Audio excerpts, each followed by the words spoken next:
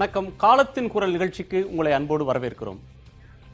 தஞ்சை, நாகை, திருவாரூர், புதுக்கோட்டை உள்ளிட்ட காவிரி டெல்டா விவசாயிகளுடைய அவல நிலை பற்றி நேற்றைக்கும் பேசினோம், இன்றும் பேசப்போகிறோம். சமகாலத்தின் துயரங்களில் ஒன்றாக வறட்சியால் மிக கடுமையாக பாதிக்கப்பட்டு பயிர்கள் கருகுவதைக் கண்டு தாமும் கருகி போகக்கூடிய நிலையில் விவசாயிகள் மாறியிருக்கிறார்கள். தமிழக முதலமைச்சர், தமிழக அரசின் சார்பில் முதலமைச்சர் ஓ பன்னீர்செல்வம் அவர்கள் முக்கியமான அறிவிப்புகள் சிலவற்றை இன்றைக்கு வெளியிட்டிருக்கிறார். நேற்றைக்கு விவாதத்தில் கூட இந்த பிரச்சனையின் தீவிரத்தை தமிழக அரசு உணர்ந்ததா, தமிழக அரசு இதற்கு போதுமான அளவுக்கான முக்கியத்துவத்தை தந்ததா என்ற கேள்விகளும் கவலைகளும் கரிசனங்களும் எழுப்பப்பட்டன. இன்றைக்கு தமிழக முதலமைச்சர் இது தொடர்பாக ஒரு விரிவான அறிக்கையை வெளியிட்டிருக்கிறார். அந்த அறிக்கையின் சாராம்சம், பருவமழை பொய்த்து போய்விட்டது, காவிரியிலும் போதுமான தண்ணீர் வரவில்லை, என்றாலும் விவசாயிகளுக்கு தேவையான நிவாரணங்களை வழங்குவோம். தமிழ்நாட்டினுடைய அனைத்து மாவட்டங்களுக்கும் மூத்த அமைச்சர்கள் மூத்த IAS அதிகாரிகள் சுற்றுப்பயணம் செய்து 10ஆம் தேதிக்குள் எந்த அளவிற்கு வறட்சி, எந்த அளவிற்கு பயிர் பாதுகாப்பு பாதிப்பு என்பதை பற்றி சொல்ல இருக்கிறார்கள் என்று சொல்லியிருக்கிறார். அவர் சொல்லியிருக்கக்கூடிய முக்கியமான அம்சம், வறட்சி பாதிப்பு குறித்து அறிக்கையை பெற்ற பிறகு தேவையான நிவாரணங்கள் அனைத்தையும் அரசாங்கம் வழங்கும். பயிர் நிவாரணமாக ஒரு ஏக்கருக்கு 25,000 ரூபாய் வரையிலும் வழங்கும் என்று தெரிவித்திருக்கிறார். விவசாயிகளின் கடினத்தை நாங்கள் அறிந்திருக்கிறோம். எனவே தற்போது இருக்கக்கூடிய வறட்சி நிலை குறித்து விவசாயிகள் யாரும் எந்த அச்சமும் கொள்ள தேவையில்லை என்று சொல்லியிருக்கிறார். இந்த ஆறுதல் வார்த்தைகள் போதுமானவையா? இன்றைக்கும் பல மரணங்கள் நிகழ்ந்திருக்கின்றன. இந்த ஆறுதல் வார்த்தைகள், நிவாரணம் என்பது போதுமானதா? எதிர்க்கட்சிகள் சொல்வதைப் போல இது காலம் கடந்த ஒன்றா? முன்பே சொல்லியிருந்தால் இந்த பாதிப்பிலிருந்து விவசாயிகள் மீண்டிருப்பார்களா? விவாதிக்கலாம். நம்மோடு அதிமுகவின் திரு ஆவடி குமார் அவர்கள், திமுகவின் முன்னாள் சட்டமன்ற உறுப்பினர் திரு அப்பாவு அவர்கள், சூழலியல் ஆர்வலர், இயற்கை ஆர்வலர் திரு அனந்த் அவர்கள், அரசியல் விமர்சகர் திரு சுமந்த் சி ராமன் அவர்கள், கோவை திருச்சியிலிருந்து விவசாயி திரு ஐயாக்கன் அவர்கள். வணக்கம். உங்கள்கிட்ட விவாதிக்கிறதுக்கு முன்னாடி ஒரு விவசாயினுடைய கருத்தை கேட்டு வந்துடலாம். திரு ஐயாக்கண்ணு, நீங்க தொடர்ச்சியாக இந்த பிரச்சனைக்காக குரல் கொடுத்து வர்றவர், போராடி வரக்கூடியவர். தமிழக அரசு ஒரு நீண்ட பரிசீலனைக்கு பிறகு, நீண்ட கால ஆலோசனைக்கு பிறகு இந்த பிரச்சனைக்கு தன்னுடைய நிலை என்ன என்பதை முதலமைச்சர் வெளிப்படையாக இன்றைக்கு அறிவித்திருக்கிறார். வறட்சிக்கு தேவையான, பாதிப்புக்கு தேவையான நிவாரணங்களை வழங்கப் போகிறோம் என்று சொல்லியிருக்கிறார். விவசாயிகள் அச்சம் கொள்ள தேவையில்லை என்று சொல்லியிருக்கிறார். இது எந்த அளவுக்கு உங்களுக்கு ஆறுதல் தரக்கூடியதாக, உங்கள் தேவையை பூர்த்தி செய்யக்கூடியதாக இருக்குது திரு ஐயாக்கண்ணு? சார், வரலாறு காணாத வறட்சியை கண்டுவிட்டோம். லட்சக்கணக்கான ஆண்டுகளாக காவிரி தோன்றியதிலிருந்து வந்த காவிரி இந்த ஆண்டு தான் சுத்தமாக காஞ்சியே போயிடுச்சு. என்ன பண்ணுறதுன்னு விவசாயி எல்லா போராட்டமும் நடத்தி பார்த்துட்டோம். சட்டையை கழட்டி ரோட்டில் உருண்டு பார்த்துட்டோம், தூக்கயிறு போட்டு பார்த்துட்டோம், மணலில் இறங்கி புகஞ்சு பார்த்துட்டோம், சாக்கடையில் நின்று பார்த்துட்டோம், எலியை கூட தின்னி பார்த்துட்டோம். ஆனால் அரசு ஒரு திடமான அறிக்கையை சொல்ல மாட்டேங்கிறாங்க. இப்போ விவசாயெல்லாம் கடன் வாங்கி கந்து வண்டிக்கு வாங்கி சாவடி பண்ணியிருந்தோம், காஞ்சி போச்சு. நாங்கள் 100 நாள் வேலைக்கு போனால் அதையும் எங்கள் கடனுக்காக பிடிச்சிக்கிறாங்க. பாலை கறந்து கொண்டு ஊற்றுனா பேங்க்கு போகுது, அந்த பணமும் தரமாட்டேங்கிறாங்க. எங்கே போனாலும் விவசாயிக்கு கஷ்டம். வயல்லாம் காஞ்சி போச்சு, வயல்லாம் காஞ்சி போச்சு. என்ன பண்ணுறது? இப்போ மந்திரி சொல்லிட்டாரு. இதே முதல மந்திரி ஒரு வாரத்துக்கு முன்னாடி சொன்னார், 550 ரூபா கரும்புக்கு ஏற்றிருக்கேன்னாரு. போன வருஷமே 550 தான் கொடுத்தாரு. இந்த வருஷம் ஏற்றிருக்கேன்னு ஒரு பெரிய பொய்யையே சொல்லிட்டாரு. அதுபோல இந்த நெல்லுக்கு ஏற்றி தரேன்னு சொல்றது, நெல்லுக்கு வறட்சிக்கு வறட்சி நிவாரணம் தருகிறேன் என்று சொல்வது உண்மையாக இருந்தால் நாங்களாம் ரொம்ப சந்தோஷப்படுவோம். சும்மா வாய் சொல்லில் வீரரடி அப்படின்னு சொல்லி எங்களை இப்போதைக்கு ஒரு சந்தோஷப்படுறதுக்கு நினைச்சாருன்னா, விவசாயி இப்ப 100 பேர் தான் செத்துருக்காங்க. கிட்டத்தட்ட ஆயிரக்கணக்கான விவசாயி சாவதை தவிர வழியே இல்லை. ஏன்னா வங்கி கடன் வாங்கின இடத்தெல்லாம் கடங்கார மிரட்டுறான். வயலுக்கு போனா வயல்ல அப்படியே எரியுது, வயலெல்லாம் எரியுது. என்ன பண்றதுனே தெரியல. இந்த காலகட்டத்தில் முதலமைச்சர் விவசாயிகளை ஏமாற்ற வேண்டும் என்று நினைத்து பண்ணினார்னா எங்களால வாழவே முடியாது. விவசாயி சொன்ன சொல்லை அவர் காப்பாற்ற வேண்டும். திரு ஐயாக்கண்ணு, உங்களுடைய வேதனையை புரிந்து கொள்ள முடிகிறது. உங்களுடைய குரல்ல இருக்கக்கூடிய அவநம்பிக்கைக்கு பின்னாடி இருக்கக்கூடிய கடந்த கால கசப்பு தெரியுது. ஆனால் ஏன் ஒரு அரசாங்கம் உங்கள் கஷ்டத்தை புரிஞ்சிருக்கிறோம், நீங்க பயப்பட தேவையில்லைன்னு முதலமைச்சர் இதை உணர்ந்து அறிக்கை வெளியிடுற நேரத்தில் நிவாரணம் 25,000 வரலையும் ஒரு ஏக்கருக்கு நாங்க பயிர் காப்பீடு செய்திருக்கிறோம், தருவோம். டெல்டாவில் 5 லட்சம் விவசாயிகள், டெல்டாவுக்கு வெளியே 6.25 லட்சம் விவசாயிகளுக்கு நாங்கள் இந்த உதவியை செய்ய போகிறோம், அறிக்கை வந்ததும் செய்வோம்னு சொல்றத நீங்க ஏன் அவநம்பிக்கையோடு பார்க்கிறீங்க? ஏன் உங்களுக்கு அரசின் மீது நம்பிக்கை வர மாட்டேங்குது? ஐயா, இல்ல இன்சூரன்ஸ் என்னங்க? இன்சூரன்ஸ் பயபூரா காஞ்சு போச்சு, எல்லாமே காவிரியே காஞ்சு போச்சு. 29 லட்சம் ஏக்கர் சாவடி பண்ண காவிரி டெல்டா காவிரி பகுதியில் இன்னைக்கு ஒரே ஒரு ஏக்கர் சாவடி பண்ணி அறுக்க முடியாத, காவிரி தண்ணியில் அறுக்க முடியாத சூழ்நிலை. போர் போட்டு போரெல்லாம் இப்போ தண்ணி காத்து வர ஆரம்பிச்சிருச்சு. போர்ல கேணியில தண்ணி இல்லை. இந்த காலகட்டத்தில் நான் இன்சூர் பண்ணாதான் தருவேன்னா என்னங்கய்யா? எல்லா விவசாயிக்கும் கொடுக்கணும். இன்சூர் பண்ணவங்களுக்கு மட்டும் இல்ல, சாவடி பண்ண முடியாத விவசாயிகளுக்கு காவிரி தண்ணீரை கொடுக்க வேண்டியது அரசுடைய கடமை. விவசாயிக்கு அந்த கடமையை மாநில சர்க்கார் செய்யணும். மத்திய சர்க்கார் காவிரி மேலாண்மை வாரியம் அமைச்சு உச்ச நீதிமன்றம் சொன்ன மாதிரி கர்நாடக பெற்று தந்திருக்க வேண்டும். மத்திய சர்க்கார் ஓட்டு வாங்க வேண்டும் என்பதற்காகவே, மோடி சர்க்கார் கர்நாடகத்தில் ஆட்சியை பிடிக்க வேண்டும் என்பதற்காகவே தமிழக விவசாயிகளை முழுமையாக வந்திச்சு விட்டார்கள். எங்க கழுத்தை ஈர துணி போட்டு அறுத்துட்டார் கிட்டத்தட்ட மோடி அவர்கள். நாங்க என்ன சொல்றது? உச்ச நீதிமன்றம் 3 வாட்டி சொல்லிருச்சு. உச்ச நீதிமன்றம் பாச்சகால விடக்கூடாது, கால விடக்கூடாது பொங்கல் கேட்கிறாங்கல்ல, ஏன் எங்களுக்கு தண்ணி விடுன்னு சொல்லிச்சு. காவிரி மேலாண்மை வாரியம் அமைச்சுன்னு சொல்லிச்சு. கேட்க மாட்டேங்கிறாங்க மோடி. எங்களுக்கு இந்த செய்தி தொடர்பு மட்டும் இல்லைன்னா, பத்திரிகைகளும் டிவி இல்லைன்னா எங்களால எங்களுடைய குறையை கேட்பதற்கு நாதியே கிடையாது. நாங்கள் 2ஆம் தர குடிமக்கள், இந்த நாட்டினுடைய தரம் தாழ்ந்த குடிமக்கள், தீண்ட தகாதவர்களாகிவிட்டார்கள் விவசாயி. இன்னைக்கு அரசியல்வாதிகள் எங்களை மதிக்கிறதே கிடையாது, ஆளுங்கட்சி எங்களை மதிக்கிறதே கிடையாது. இந்த உலகக்கெல்லாம் உணவு படைத்தேன் என்று சொன்னார்களே ஒழிய, நாங்க இன்னைக்கு பிச்சைக்கார வருமானத்தோட கேவலமாக வாழ்கிறோம். எங்களை தொடர்ந்து பேசலாம் திரு ஐயாக்கண்ணு, தொடர்ந்து பேசலாம். அனந்த், நீங்க இயற்கை விவசாயத்தை முன்னெடுக்கக்கூடியவர், விவசாயிகளுக்கான சந்தையை உருவாக்கி தர முனைப்புல இருக்கிறவர், ஒரு நவீன காலத்துல விவசாயத்தை நோக்கி நகர்ப்புற மக்களுடைய கவனமும் திரும்பணும்ன்ற கருத்தை சொல்லக்கூடியவர். இந்த டெல்டாவில் எழுந்து வந்திருக்கக்கூடிய இந்த மிகப்பெரிய ஒரு பேரிடரை நீங்க கணிச்சிங்களா? இந்த அளவுக்கு நிலைமை தீவிரமாகும்னு நினைச்சிங்களா? அரசாங்கத்தோட இந்த ஸ்டேட்மெண்ட் உங்களுக்கு எந்த அளவுக்கு திருப்தி தருது? முதல்ல இது எல்லாமே பொய்த்து விட்டது. அரசாங்கம் உட்பட, நம்ம பாலிசிஸ் உட்பட, காவேரியில் தண்ணி வரது உட்பட மழையும் பொய்த்து விட்டது. மழை பொய்க்கும் என்று நினைக்கவில்லை. இது இந்த வருடத்துக்கு நல்ல மழை பொழியும் என்று தான் கணித்திருந்தார்கள். அது இல்லை. 30-40% கூட பெய்யல நிறைய இடத்துல. அது ஒரு பெரிய பிரச்சனை. பேரிடர், இது மாதிரி பல பிரச்சனைகள் இருக்கு. அந்த இடர் காலத்தில் நம்ம என்ன பண்ணணும்? ஒரு இன்சூரன்ஸை மட்டும் நம்பிலாம் ஓட்ட முடியாது கப்பலை. இன்னொரு பக்கம் இதுக்கான புரிதலும் அறிதலும் ரொம்ப தெளிவாக வேணும். நம்ம நாட்டில் அரசாங்கத்திலேருந்து ஆரம்பித்து அது நம்மளுடைய சிட்டிசன்ஸ் வரைக்கும் யாருக்குமே அதோட இது இல்லை. ஒரு விவசாயி அன்னதாத்தான்னு சொல்லக்கூடிய, நமக்கு எல்லாம் உணவளிக்கக்கூடிய ஒரு விவசாய மக்கள் அங்கே கஷ்டத்தில் இருக்கும்போது ஒரு சமுதாயம் எழுந்து அதுக்கான நிவாரணங்களை செய்ய முடியலைன்னா, இது மாதிரி சின்ன சின்ன நிவாரணம் ஒரு இன்சூரன்ஸ்லேருந்து வரக்கூடிய காப்பீடு இன்சூரன்ஸ், அது அவர் சொல்கிற, இப்போ இன்னைக்கு ஒரு கவர்மெண்ட் சொல்லியிருக்கிற இன்சூரன்ஸில் கூட பார்த்தீங்கன்னா 85-90% எதுக்குன்னு லோன்ஸ் செக்யூர் பண்ணுறதுக்காக பேங்கால கம்பல்சரியாக பண்ணப்பட்ட இதுதான். இது இவங்களுடைய பயிர் காப்பீடுக்காகவோ இதில் வளர்ச்சியில் வரக்கூடிய லாஸுக்காகவோ ஏற்படுத்தப்படுத்துறது அல்ல. ஸோ இது இடர்களை காக்கக்கூடிய ஒரு சொல்யூஷன் கிடையாது. இன்னொரு பக்கம் நீங்க சொன்ன மாதிரி நாங்க இந்த ஏழ்மையிலேருந்து வெளியில வரத்துக்கும் சரி, விவசாயிகள் வாழ்வாதார முன்னேற்றத்துக்கும் சரி, அவர்களுடைய பொருளாதாரம் சீரமைக்கப்படவும், அவர்களுடைய உடல்நலம் சரியாக இருக்கும், ஆரோக்கியமாக இருக்கும், இயற்கை விவசாயத்தை முன்னிறுத்துறோம். இந்தியாவில் கூட பார்த்தீங்கன்னா இப்போ ஒவ்வொரு நாட்டிலையும் மகாராஷ்டிரத்தில் 5000 பேர் தற்கொலை பண்ணியிருக்காங்க. எல்லா இடத்துலையுமே பல தற்கொலைகள் நடந்து கொண்டு இருக்கிற இடத்துல ஒரு இடத்துல கூட இயற்கை விவசாயி உயிரை மாய்த்து கொண்டதில்லை. ஏன்னா அவர்களுடைய வாழ்வுத்தரம், வாழ்வாதாரம் எல்லாமே முன்னேறி தான் போகும். அவங்க பொருளாதார சூழ்நிலை தண்ணி இல்லைன்னா நவீன விவசாயியா இயற்கை விவசாய மரபு சார்ந்த ஏன்னா விவசாயத்தை crop pattern பண்றவங்களா அதுலயே இருக்கு. Crop அப்படின்றதுல pattern and practice இருக்கு. அது ஒரு பக்கம்.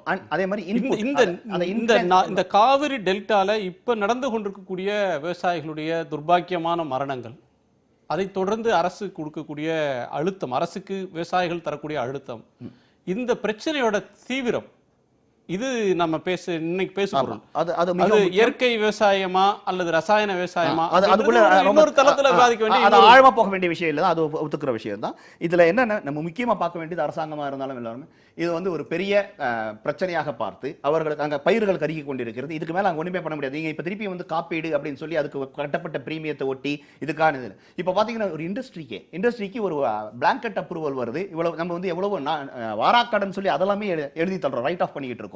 அப்போ இவ்வளவு பெரிய நம்மளுடைய எம்ப்ளாய்மெண்ட் செக்டர் அப்படின்னு சொல்லக்கூடிய முதன்மையான எம்ப்ளாய்மெண்ட் செக்டர் 70% இருக்கக்கூடிய விவசாயிகள் பரிதவிக்கும் போது இன்னும் பெரிய அளவுல உதவிகள் அவர்களுக்கு வரணும், கண்டிஷன் இல்லாத உதவிகள் வரணும். இது வந்து இப்போ இன்சூர் பண்ணவங்களுக்கு மட்டும் இதுக்கு மட்டும் இல்லை, இந்த கருகி இருக்கா இல்லை, கருகி இருக்கு, இது தெரிந்த உண்மை. ட்ரவுட் அது வந்து கிளியராக ரொம்ப தெளிவாக தெரியக்கூடிய உண்மை. இதுக்கு நம்ம வந்து இது பெரிய ஆய்வுகளாக நடத்த வேண்டிய இன்சூரன்ஸை தானே அரசு நம்ப முடியும். இன்சூரன்ஸை கடந்து என்ன செய்யணும்னு சொல்லுவீங்க? ஆய்வு தான் ரொம்ப சிம்பிளா தெரியும். ஒவ்வொரு கலெக்டருக்கும் தெரியும் அந்த ஏரியாவில் எப்படி இருக்கு, எவ்வளவு பயிர்கள் இருக்கு, பயிர்கள் எப்படி கருகி கொண்டிருக்கின்றன தெரியும். அதுக்கு ஒரு மகசூல் இருந்துச்சுன்னா விவசாயி வந்து இங்கெல்லாம் கேட்டுட்டு இருக்க மாட்டாங்க, நம்ம கதை தட்ட போறதே கிடையாது. அவங்களுக்கு அது குறைஞ்சிடுச்சு, என்னோட அவுட்புட் வந்து எப்படி இருக்குன்றத பொறுத்து அதுக்கு இப்படி இருக்கு, இது கம்மியா இருக்கு, அதிகமா இருக்குன்னு வேணா பேசுவாங்களே தவிர அதுக்கு மேல ஒன்றும் கிடையாது. இங்க வந்து இது வந்து ஒரு பேரிடருக்கு சமமானது. அப்போ அந்த இடத்துல அவர்களுக்கு வேண்டியது நிவாரணம். நான் வந்து ஆமா நீங்க இவ்வளவு பயிரிட்டீங்களா அப்படின்னு நாங்க வந்து நம்ம சமுதாயம் அவர்களுக்கு இம்மீடியட்டாக நம்ம கொடுக்க வேண்டியது சப்போர்ட். அண்ட் அது வந்து இன்னைக்கு எக்கனாமிக்கலா வரது தான் ஃபர்ஸ்ட் ப்ரையாரிட்டி. அதுக்கப்புறமா நம்ம மற்ற விஷயங்களை பேச முடியும். இம்மீடியட்டா அவங்களுக்கு வேண்டியது நிவாரணம். அதை வந்து இப்போ எது கூட லிங்க் பண்ணாம நீங்க இவ்வளவு இடத்துல போட்டீங்களா, இன்சூரன்ஸ் பண்ணீங்களா இல்லையா அப்படின்லாம் பார்க்க வேண்டிய தேவையே கிடையாது. அதாவது முதலமைச்சருடைய அறிக்கையில் தெளிவாக இருக்கு, வெறும் இன்சூரன்ஸை மட்டும் நம்பி இருக்குன்னு சொல்லலை. விவசாயிகளுடைய பாதிப்புகள் அளவை பொறுத்து இழப்பீடு பெற இயலும் சொல்லியிருக்காங்க. அதே நேரம் நிலைமைகளை நேரில் கண்டறிந்து உயர்மட்ட குழுக்கள் அளிக்கும் அறிக்கையின் அடிப்படையில் அரசாங்கம் உரிய நிவாரணம் தமிழக அரசாங்கம் தரும்னு சொல்லியிருக்காங்க. அதனால விவசாயிகள் இன்னைக்கு வந்து 86% பேர் விவசாயத்துக்கு இன்சூரன்ஸ் பண்ணியிருக்காங்க. அந்த இன்சூரன்ஸ் பண்ணியிருக்கவங்களுக்கு அந்த வாய்ப்பு இருக்கு. அது இல்லாமல் கூடுதலாக தமிழ்நாடு அரசாங்கம் அந்த நிவாரண தொகை வழங்கன்னு தான் சொல்லியிருக்க தவிர வெறும் இன்சூரன்ஸை மட்டும் நம்பி இருக்கிறாங்கன்ற பொருள்பட பேச வேண்டாம்னு சொல்றேன். ரெண்டாவது, இன்றைக்கு தமிழ்நாட்டை பொறுத்தளவில் இன்றைக்கு இயற்கையாகவும் செயற்கையாகவும் இன்றைக்கு நீர் இல்லாத நிலை உருவாக்கப்பட்டிருக்கு.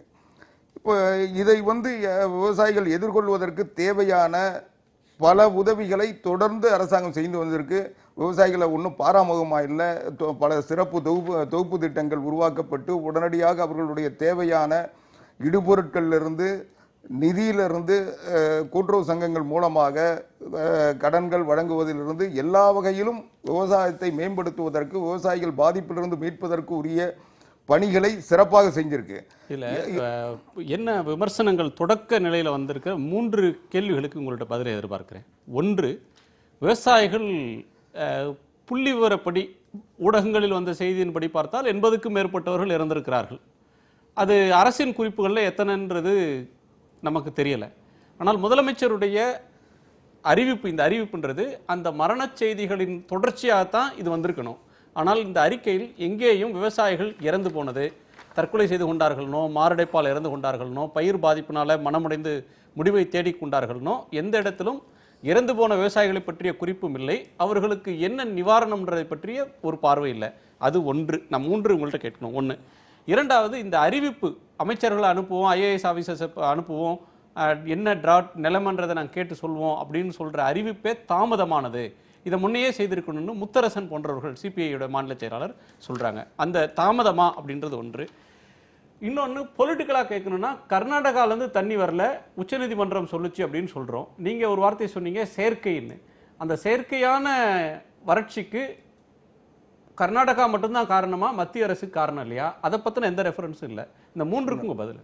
அதாவது நான் முதலிருந்தே வரேன், இன்சூரன்ஸ் தனியார் மட்டும் இல்லை, தனியார்கள் அவங்க சொந்தத்துக்கு இன்சூரன்ஸ் பண்ணா கூட அரசினுடைய பங்காக 410 கோடி அரசு முதலீடு பிரீமியம் கொடுத்துருக்கு. அரசு பிரீமியம் கொடுத்து அந்த இன்சூரன்ஸை அவங்களோட சேர்ந்து இன்சூரன்ஸ் பண்ணியிருக்காங்க. அதனால தான் அரசு அதில் கவனம் செலுத்த வேண்டியிருக்கு.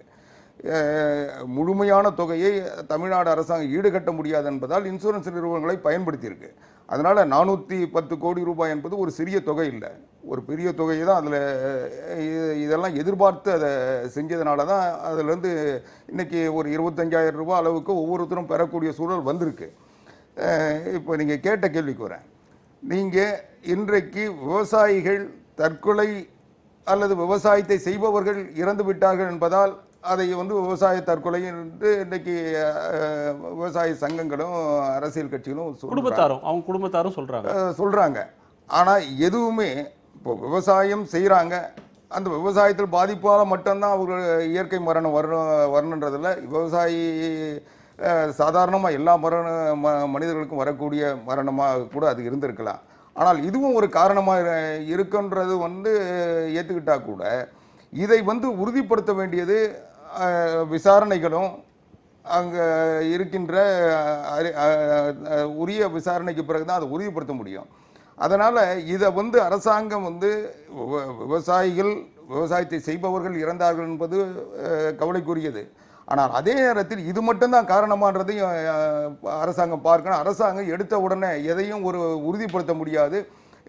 எந்தவித ஆய்வும் செய்யாமல் எந்தவித விசாரணைக்கும் உட்படுத்தாமல் ஒருத்தருடைய மரணத்தை பற்றி அறிக்கை தர முடியாது. அதனால் முதலமைச்சர் அதில் ஈடுபட முடியாது. ரெண்டாவது, இப்போ அடுத்து நீங்கள் கேட்டீங்க மத்திய அரசுக்கு பொறுப்பு இல்லையா? மத்திய அரசின் பொறுப்பு நான் அதுதான் செயற்கைன்னு சொன்னேன். செயற்கை என்பது உச்சநீதிமன்றத்தினுடைய தீர்ப்பை கூட மத்திய அரசாங்கம் செயல்படுத்துவதற்கு முனையாமல் காலம் தாழ்த்துது. அவங்க செய்ய மாட்டாங்கன்னு நான் நம்பலை, செய்வாங்க. பட் காலம் தாழ்த்துறாங்க. உரிய நேரத்தில் அது செய்திருந்தால், நமக்கு கிடைக்க வேண்டிய நீர் கிடைத்திருந்தால் இந்த விவசாயிகளுக்கு ஏற்பட்ட பாதிப்புகள் பாதிக்கு மேலே குறைஞ்சிருக்கும்.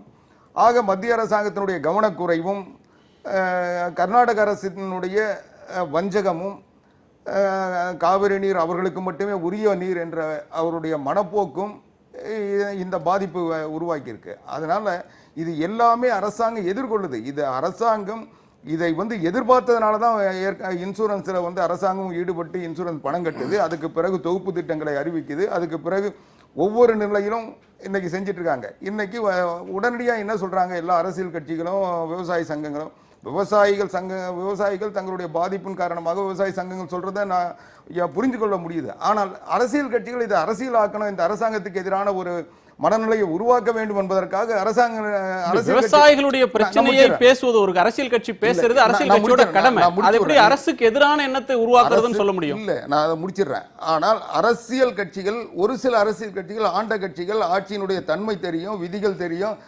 மரபுகள் தெரியும், நடைமுறை தெரியும்.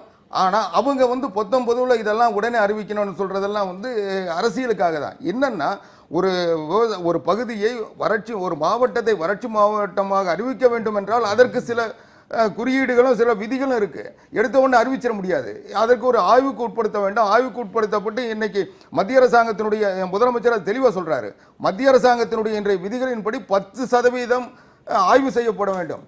10% ஆய்வு செய்யப்பட்டு மாவட்ட ஆட்சித்தலைவர்கள் அந்த மாவட்டத்தை அறிக்கை தருகின்ற போது 50% பாதிப்பு அங்கு இருந்திருக்க வேண்டும். சரி, அவர் சொல்றது முத்தரசன் போன்றவர்கள் சொல்லக்கூடிய கருத்து, இந்த பாதிப்புக்கு குழுவை அனுப்புறோம், மாவட்ட ஆட்சியர்களை கேட்டுக்கொள்றோம், அமைச்சர்களை அனுப்பணும்ன்றதையே முன்பே செய்திருக்க வேண்டும். இந்த நடவடிக்கை தாமதமானது இல்ல. இந்த பாதிப்பு வந்ததுக்கு பிறகுதான் மழை வரக்கூடிய வாய்ப்புகள் இருந்தது. மழை வந்தால் இந்த பிரச்சனைகள் தனியொன்ற எதிர்பார்ப்பு இருந்தது. அது எல்லாம் முடிஞ்சு இன்னைக்கு இனிமே அந்த நிலை இல்லைன்னதுக்கு பிறகு உடனடியாக ஆய்வுக்கு உட்படுத்தியிருக்காங்க. மாவட்ட ஆட்சித்தலைவர் கொஞ்சம் இருந்தது, ஒரு நம்பிக்கை இருந்தது. அந்த நம்பிக்கை போய்த்து போனதுனால இந்த நிலைக்கு வந்திருக்கும். தொடர்ந்து பேசலாம், நான் முடிச்சிடுறேன். மாவட்ட ஆட்சித்தலைவர்கள் ஏற்கனவே அதற்குரிய தகவல்கள் பெற்றிருக்கிறாங்க. இருந்தாலும் இப்போ மாவட்ட ஆட்சித்தலைவர்களோடு உயர் அதிகாரிகளும் அமைச்சர்களும் கவனம் செலுத்தி அது உடனடியாக 9ஆம் தேதி வரை ஆய்வு செய்து 10ஆம் தேதி அறிக்கை தர வேண்டும் என்று பணிக்கப்பட்டிருக்கிறது. இந்த அறிக்கைகள் அடிப்படையில் அடுத்த நடவடிக்கைகள் வரும். அது இல்லாமல் முதலமைச்சர் தெளிவாக சொல்லியிருக்காரு, எந்த பாதிப்பு வந்தாலும் தமிழக அரசாங்கம் அதை ஏற்றுக்கொள்ளும், அதற்கு விவசாயிகளுடைய பாதிப்பு இருந்து உங்களை மீட்கிறோம் என்று உத்தரவாதம் தந்திருக்காரு. இக்கட்டான நிலையிலிருந்து இவர்களை காப்பது அரசின் கடமை, அதை செவனே செய்வோம் சொல்லியிருக்காங்க. இல்ல, இதுக்கு ஒரு முன்னுதாரணம் இருக்கு. ஏற்கனவே ஒரே ஒரு 2 வருடத்துக்கு முன்ன இது போல பாதிப்பு வருகின்ற பொழுது 32 மாவட்டங்களில் 31 மாவட்டங்களை வறட்சி மாவட்டங்களாக அறிவித்து இந்தியாவிலே முதல் முறையாக, தமிழ்நாட்டின் முதல் முறையாக எல்லா மாவட்டங்களையும் பாதிப்புக்கு தக்கவாறு ஒவ்வொரு ஏக்கருக்கும் அந்த பாதிப்புக்குரிய நிவாரணம் தந்திருக்கு தமிழ்நாடு அரசு, புரட்சி தலைவி அம்மா அவர்களுடைய ஆட்சி காலத்தில். அதனால நாங்க செய்யாத ஒன்றும் சொல்லலை, ஏற்கனவே செஞ்சிருக்கு. அதனால விவசாயிகள் தைரியமா நம்பலாம். சரி, அப்பா அவர்கள் ஒரு அரசியல்வாதி அப்படின்னா அரசியல்வாதி, விவசாயி அப்படின்னா விவசாயி. விவசாய பிரச்சனைக்கு இன்சூரன்ஸ்க்காக நீங்கள் உயர்நீதிமன்றத்தில் பொதுநல வழக்கெல்லாம் கூட போட்டீங்க. இந்த அளவுக்கான தீவிரம் பாதிப்பு அப்படின்றத நீங்கள் எதிர்பார்த்தீங்களா திரு அப்பாவும்? அதாவது நம்முடைய தம்பி ஆவடிக்குமார் அவர்கள் பேசும்போது ஆண்ட கட்சி அப்படின்ட்டு சொன்னாங்க, அரசியலுக்காக இதை பேசுறாங்க அப்படின்னு. நான் உண்மையிலே சொல்றேன், இதில் அரசியலுக்காக பேச வரல. நான் இன்னைக்கு விவசாயிகள் படுற துன்பம் இன்னைக்கு இல்லை, பல ஆண்டுகளாட்டு நடந்துகிட்டு இருக்கு. தற்கொலை தொடர்ந்து நடந்துகிட்டு இருக்கு. 1995 2010 வரைக்கும் 2,56,563 பேர் தற்கொலை பண்ணாங்க. மகாராஷ்டிரா மும்பை ஹைகோர்ட்டு தான் சூமோட்டோவாக அந்த வழக்கை எடுத்து ஏன் இவ்வளோ பேர் சாகுதாங்கன்னு சொல்லி, அப்போது நபார்டு ஏஜிஎம்மாக இருந்த வாக்கடே, அதே போல் டாட்டா இன்ஸ்டியூட்டு, இந்திரா காந்தி இன்ஸ்டியூட்டில் உள்ள ப்ரொஃபஸர்லாம் அனுப்பி என்ன காரணம்னு சொல்லும்போது சில விஷயங்களை அவங்க சொல்லி 86% அதுக்கு காரணம் விளைபொருளுக்கு சரியான விலை கிடைக்கல, சரியான நேரத்தில் அவங்களுக்கு உரம் கிடைக்கல, கடன் கிடைக்கல, சில விஷயங்களை அவங்க அப்படி சொல்கிறாங்க. இந்த ஆட்சி ஆரம்பிச்சு இது 2வது டைம் கண்டினியூ ஆகுது. தமிழ்நாட்டில் விவசாய தற்கொலைகள், விவசாய கிரைசிஸ் அப்படின்னாலே தமிழ்நாட்டுக்கு தொடர்பு இல்லாமல் ஆந்திரா, குஜராத்தின் ஒரு பகுதி, பெரும்பாலும் மகாராஷ்டிரா. தவறான தகவல். 2011 2016 வரைக்கும் 2423 பேர் விவசாயிகள் தற்கொலை பண்ணியிருக்காங்க. 2006 சொல்லுங்களேன். நான் அந்த ஒரு 5 வருஷத்தை நிறுத்திட்டு சொல்றீங்க. இல்ல, அந்த 5 வருஷத்துல 7,000 கோடி ரூபாய் கடன் தள்ளுபடி பண்ணோம். மத்திய அரசுல 70,000 கோடி ரூபாய் கடன் தள்ளுபடி. விவசாயிகள் தற்கொலை அந்த காலத்துல 20 லட்சம் விவசாயிகள் இன்னைக்கு காலகட்டத்துல நீங்க இப்ப இன்னைக்கு சொல்லக்கூடிய விவசாயிகள் கேட்டுக்கிட்டே இருந்தேன் தம்பி. அதே போல கேட்டுக்கிட்டு பதில் சொல்லுங்க. 7,000 கோடி அந்த நீங்க சொன்ன காலத்துல 7,000 கோடி ரூபாய் கடன் தள்ளுபடி பண்ணோம். மத்திய அரசு 70,000 கோடி தள்ளுபடி பண்ணோம். 20 லட்சம் பம்பு செட் விவசாயிகள் இலவச மின்சாரம் இருந்தாங்கன்னா இன்னைக்கு 2 மாதத்துல இன்ன வரைக்கும் பத்திரிகைகள் மூலமா நமக்கு கிடைச்ச, ஊடகங்கள் மூலமா செய்தி 84 பேர் இறந்திருக்காங்க. கிட்டத்தட்ட 1 மாசம் 1.5 மாசத்துக்கு முன்னாலே தளபதி திருவாரூர் சென்று இறந்த குடும்பத்துக்கு ஆறுதல் சொல்லி ஒரு கோரிக்கை வைக்கிறாரு. என்ன அப்படின்னா, அந்த அரசு கிட்ட எதிர்கட்சி தலைவருங்கிற முறையில அரசியலுக்காக பண்ணல, இந்த தொடர்ச்சியான இந்த சாவுக்கு ஒரு முற்றுப்புள்ளி வைக்க ஒரு நம்பகத்தன்மை உருவாக்குவதற்கு நீங்க மாவட்ட ஆட்சியர் அல்லது அங்க உள்ள அமைச்சர்கள் போய் ஒரு ஆறுதல் சொல்லுங்க. இறந்த குடும்பத்துக்கு என்ன நடந்திருக்குன்னு 2 மாசமா இறந்துகிட்டு இருக்காங்க. அந்த இறந்த அமைச்சர் இங்க தான் இருக்காங்க, எம்எல்ஏ இங்க தான் இருக்கிறாங்க, எம்பி இங்க தான் இருக்காங்க, மாவட்ட ஆட்சியர் இங்க தான் இருக்காங்க. யாராவது ஒருத போய் அவங்கள கூட்டு போய் அந்த குடும்பத்தை பார்த்து, நாங்க சொல்றது இவங்க இயற்கை மரணம் அப்படின்னு சொன்னா இவங்க போய் பார்த்து இயற்கை மரணமா என்ன அப்படின்னு கேட்கலாம். வயல்ல செத்து கிடக்கான், செத்து 2 நாளா எங்க கிடக்கான்னு காணல. ஒரு புள்ள பிறக்கு, அவனுக்கு பேரம் பிறக்கான், இவன் செத்து பாடி அங்க போஸ்ட்மார்ட்டத்துக்கு வந்திருக்கு, யாருன்னே தெரியாது. இந்த சம்பவங்கள் எல்லாம் அரசு இருக்கு, அதிகாரிகள் இருக்காங்க, காவல்துறை இருக்கு. காவல்துறை இன்னும் சொல்ல போனா மிரட்டி விவசாய தற்கொலை இல்லைன்னு சொல்லக்கூடிய அளவுக்கு அவங்கள மிரட்டி உருட்டக்கூடிய ஒரு அசாதாரண சூழ்நிலை நடந்ததுக்கு பிறகு 2 மாசம் கழிச்சு நம்ம கண்கட்ட பிறகு சூரிய நமஸ்காரம் பண்ணமா ஒரு அறிக்கை, ஒரு வெத்து அறிக்கை வந்திருக்கு. இதில் என்ன சொல்லியிருக்கு? விவசாயிகள் பிரீமியம் கட்டிருக்காங்க பயிர் காப்பீட்டுக்கு. அதே போல் நாங்களும் 410 கோடி ரூபா கெட்டுதோன்னு சொல்லல, அக்டோபர் மாதம் 31க்குள்ளே கட்டியிருக்கணும். இதுவரை இன்னும் பணம் கட்டலை. இவங்க ஸ்டேட் கவர்மெண்ட் இவங்களுக்குள்ள பிரீமிய தொகை கட்டலை. இந்த பிரீமிய தொகை கட்டினதுக்கு அப்புறம் தான் நேஷனல் இன்சூரன்ஸ் அக்ரிகல்ச்சர் அரசின் பங்காக 410 கோடி ரூபாய் செலுத்தப்படுகிறது. கெட்டல இன்னும் கெட்ட போறாங்க, இன்னும் கெட்டல. நான் போய் நேஷனல் அக்ரிகல்ச்சர் இன்சூரன்ஸ் ஸ்கீம்ல போய் கேளுங்க, அங்க இன்னும் கெட்டல, பணம் இன்னும் வர வைக்கல. இதெல்லாம் வந்ததுக்கு அப்புறம் தான் கணக்கு பார்த்து அவங்க கொடுக்கணும். நான் கேட்கேன், 2 மாசமா செத்துக்கிட்டு இருக்காங்க. தமிழ்நாடு முழுவதும் வறட்சி. 10லிருந்து 30% தண்ணி தான் எல்லா டைம்லயும் இருக்கு. 40% நீர்நிலைகள்ல ஒண்ணுமே தண்ணியே கிடையாது. இந்த சூழ்நிலையில இவங்க யாருக்குமே கண்ணு தெரியாம இப்ப புதுசா போய் பார்க்க போகணுமா? இது இந்த மாநிலத்தை பக்கத்தில் இருக்கக்கூடிய கேரளா மாநிலம் இந்த வறட்சி மாநிலம்னு சொல்லி அறிவிச்சனால அவங்கள தூக்கில போட்டாங்களா? அத்தனை கட்சிகளும் சொல்லுது வறட்சி மாநிலமா அறிங்க அப்படின்னு சொல்லி. இதே மாநிலம் 50 MP இருக்காங்க. இந்த அமைச்சர் மத்தியில் இருக்கக்கூடிய பிரதமரை பார்த்து எங்களுக்கு வறட்சி இருக்கு, இவ்வளவு கஷ்டத்தில் இருக்காங்க, இவ்வளவு சங்கடப்படுத்தாங்க, இவ்வளவு பேர் இறந்துகிட்டு இருக்காங்க, இன்னாரம் முதல்வர் ஆக்கணும்னு சொல்லி ஒரு துணை சபாநாயகர் அறிக்கை எழுதி கொடுக்கிறவரு இதுக்கும் ஒரு அறிக்கை எழுதி கொண்டு கொடுக்கலாமே? முதல்வர் போய் பிரைம் மினிஸ்டரை பார்த்தாங்களே, பார்க்கும்போது வறட்சியா இருக்குன்னு ஒரு வார்த்தை எழுதலையா? அந்த அம்மையார் கொடுத்ததை ஒரு செராஸ் காப்பி தானே எடுத்து கொடுத்துட்டு வந்தாங்க. ஆக இந்த விவசாயிகளை பற்றி யாரும் கேட்கல. விவசாய சங்கம் ரோட்டுக்குள்ளேயே அலையிறான், யாருமே கேட்கல. கடந்த 31ஆம் தேதி தளபதி அவர்கள் ஐயா முதல்வரை சந்திக்க எனக்கு ஒரு டைம் ஒதுக்கி தாருங்க, விவசாய சங்கங்கள்லாம் என்கிட்ட வந்து கேட்டுக்கிட்டு இருக்கு, அவங்களையும் கூட்டிட்டு வரேன், அவங்க விஷயம் என்னன்னு ஒரு நிமிஷம் காது கொடுத்து கேளுங்க அப்படின்னு சொன்னாங்க. 2 நாள் காத்தே இருக்கிறார். 31, 1, 2 இதுவரை அவரை கூப்பிட்டு என்ன விஷயப்பான்னு கேட்கலையே. ஒரு எதிர்கட்சி தலைவர் முதல்வரை பார்க்க முடியல, அதே போல விவசாய சங்கம் பார்க்க முடியல.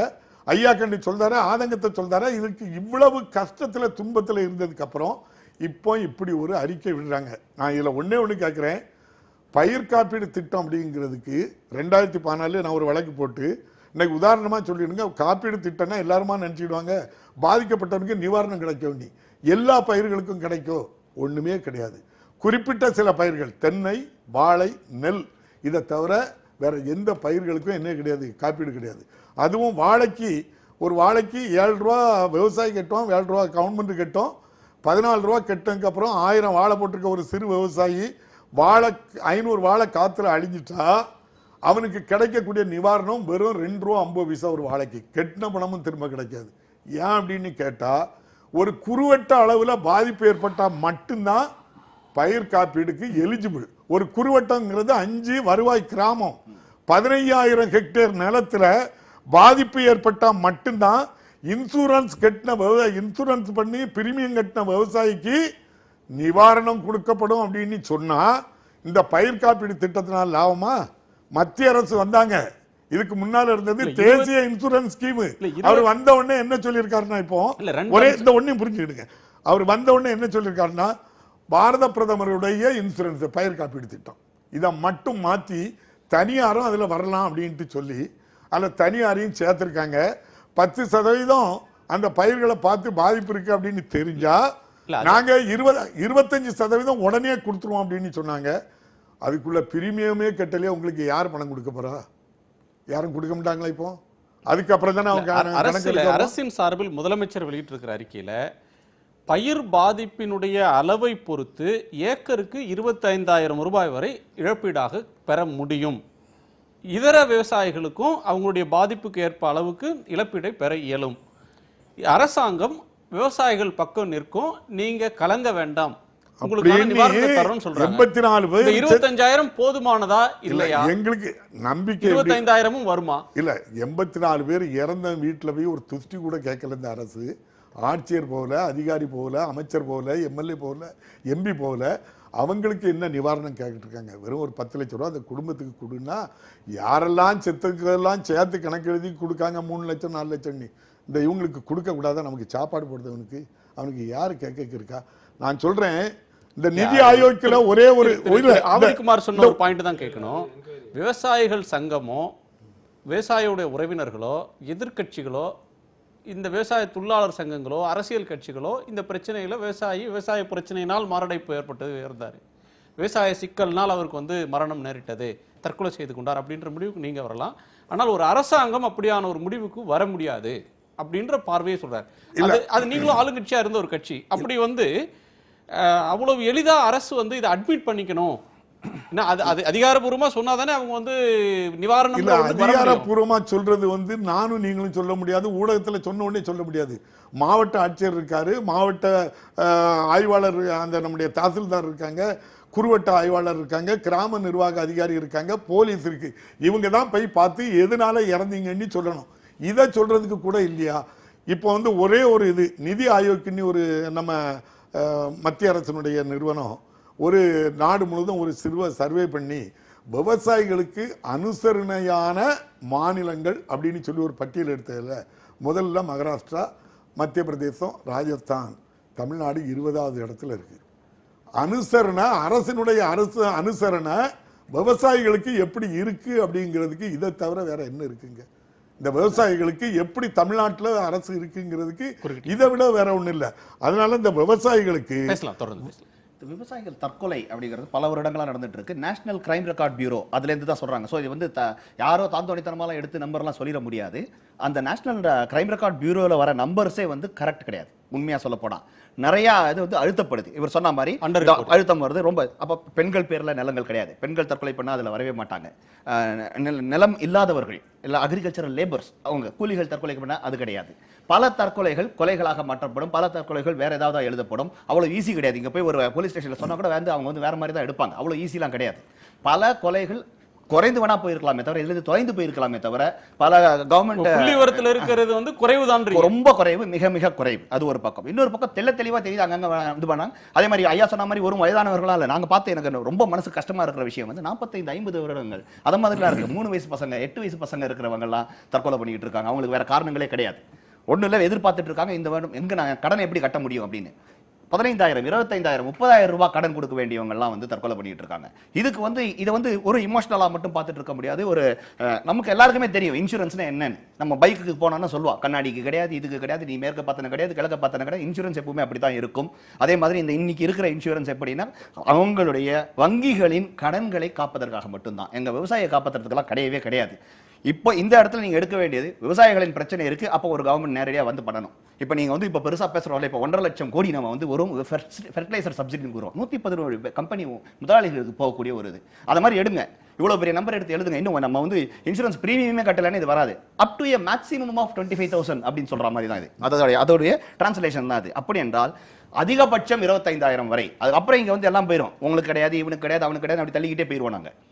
ஸோ அதனால அது வரைக்கும் பார்க்கக்கூடாது. இவங்க என்ன போட்டாங்க இப்போ காப்பீடுன்னு வரும்போது கூட திருப்பி பார்த்தீங்கன்னா எனக்கு பயிர் வந்து முளைக்கவே இல்லை அப்படின்னு அப்போ அந்த விதைக்கான இது கொடுக்குறேன் அப்படின்னு பேச ஆரம்பிப்பாங்க. ஐயா சொன்ன மாதிரி ஒரு வாழை மரம் இருந்துச்சுன்னா 2,000 ரூபாய் கொடுத்தாங்கன்னா 2 அரை 2 ரூபாய் 2 ரூபாய் 50 காசு யாருக்கு அதுல 2,000 அல்லது அந்த 15,000 ஹெக்டேர்ல உள்ளது அழிஞ்சிருக்கணும். Insurance is a joke in our country normally. அதை வந்து நம்ம புரிஞ்சுக்கணும்.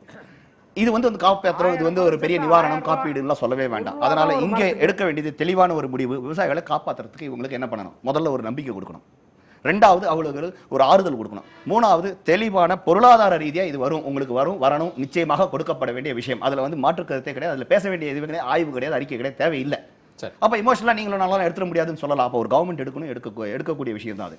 பல இடங்களில் பண்ணிருக்காங்க, இண்டஸ்ட்ரிக்கு பண்ணிருக்காங்க, நிறைய வாட்டி எக்கச்சக்க முறை இது பண்ணிருக்காங்க. எல்லாரும் பேசினதுல இருந்து ஒரு விஷயம் தெரியுது என்னன்னா, அனந்த் தொடக்கத்துல சொன்னது அரசு இதுக்கு முகம் கொடுக்கறத விட விவசாயி பாதிக்கப்படுறப்ப சொசைட்டி, சிவில் சொசைட்டி அந்த நெருக்கடிக்கு முகம் கொடுக்கணும், ரியாக்ட் பண்ணணும் அப்படின்ற பார்வையை முன்வைக்கிறார். இல்ல சிவில் சொசைட்டி ரியாக்ட் பண்ணட்டும், அதை பத்தி அது வேறு. முதல்ல அடிப்படையாக அரசு என்ன செய்ய வேண்டும்? இது வந்து ஒரு பேரிடர்னா இப்போ எப்படி ஒரு வெள்ளமோ ஒரு புயலோ ஒரு பேரிடர், இது வந்து ஒரு அதை விட ஒரு பெரிய ஸ்கேல்ல பேரிடர். ஏன்னா ஒரு வெள்ளம் வந்து ஒரு மாவட்டத்திலேயோ 2 மாவட்டத்திலேயோ பாதிக்கும், இது ஸ்டேட் ஃபுல்லாக பாதிப்பு இருக்குது. 21 மாவட்டங்களில் 60% மேல் டெஃபிஷியன்சி ரெயின்ஃபால் இருக்குது. அப்போ நீங்கள் அதை எப்படி அணுகணுங்கிறது ஒரு கிரைசிஸ் டீல் மேனேஜ்மெண்ட் அடிப்படையில் செய்யணும். 2வது அரசு வந்து இந்த எல்லா இதுலேயும் சொல்லுவாங்க வாட் இஸ் டன்னு இருக்குது, ஆனால் what is scene to be done. நீங்கள் செய்யறது ஒன்று, ஆனால் அது என்ன செய்யறீங்கிறது மக்களுக்கு வந்து அது கொண்டு போய் சேர்க்கணும். ஸோ உடனடியாக முதலமைச்சராக இருக்கட்டும், அமைச்சர்கள் நேரடியாக அங்கே சென்று விவசாய சங்கத்தின் பிரதிநிதிகளை சந்திக்கிறது, இதெல்லாம் வந்து நிச்சயமாக ஒரு இம்பேக்ட். 2வது பயிர் கடனை ரத்து செய்ய வேண்டும் அப்படிங்கிறது வந்து உடனடியாக அரசுக்கிட்ட அந்த அளவுக்கு பணம் இருக்குமா ரத்து செய்வதற்குங்கிறது ஒரு கேள்விக்குறி. ஆனால் என்ன அறிவிக்கலாம்னா மாரட்டோரியம் ஆன் லோன்ஸ், ஓராண்டு காலத்திற்கு நீங்கள் வட்டி கட்ட வேண்டியதில்லை, இல்லை 2 ஆண்டு காலத்திற்கு வட்டி கட்ட வேண்டியதில்லை என்று அடிப்படையாக அவங்க கேட்கல. 1,25,000 கோடி நீங்க வந்து டாக்ஸ் போடுறதான்னு சொல்றோம். இல்ல வருமானத்தை நம்ம வரிய விலக்குறோம். நீங்க வந்து ஒரு கிரைஸ், நீங்களே பேரிடர்னு சொல்றீங்க. பேரிடர் இல்ல, அதாவது இன்ட்ரெஸ்ட் மாரட்டோரியம் அப்படி இல்ல. இன்ட்ரெஸ்ட் மாரட்டோரியம்னா அந்த ஒரு வருஷத்துக்கு கடன் வட்டி கட்ட தேவையில்லை, ஆனா கடன் அப்படியே கடனா இருக்கும். இருங்க நான் வரேன். அதாவது என்னன்னா உங்களுக்கு உடனடியான நிவாரணம். இப்ப என்ன கவலை, வாரம் வந்து கடன் திருப்பி கட்டுன்னு கேட்க போறாங்க பேங்க், இல்ல அடுத்த மாசம் வந்து கேட்க போறாங்க. அதுதான் இமீடியட் கவலை. அந்த கவலையை நீக்குவதற்கு இதுக்கு அரசாங்கம் வந்து அதாவது ஒரு 50,000 கோடியோ 70,000 கோடியோ நீங்க ரத்து பண்றதுங்கிறது ஒரே நாள்ல எடுக்கக்கூடிய முடிவு கிடையாது. ஒரு நபர் நினைத்து எடுக்க, அதுக்கு கிரைட்டீரியா இருக்கு, அதுக்கு இவாலுவேஷன் இருக்கு, அதுக்கு ரிப்போர்ட் வரணும். எல்லாத்தினுடைய அடிப்படையை வச்சு தான் நீங்க வந்து அந்த முடிவு கூட எடுக்க முடியும். வேறஸ் உங்களுக்கு ஒரு மாரட்டோரியம் வந்து நீங்க வட்டி காம்பனன்ட் மட்டும் தான் அரசு காம்பன்சேட் பண்ணணும்.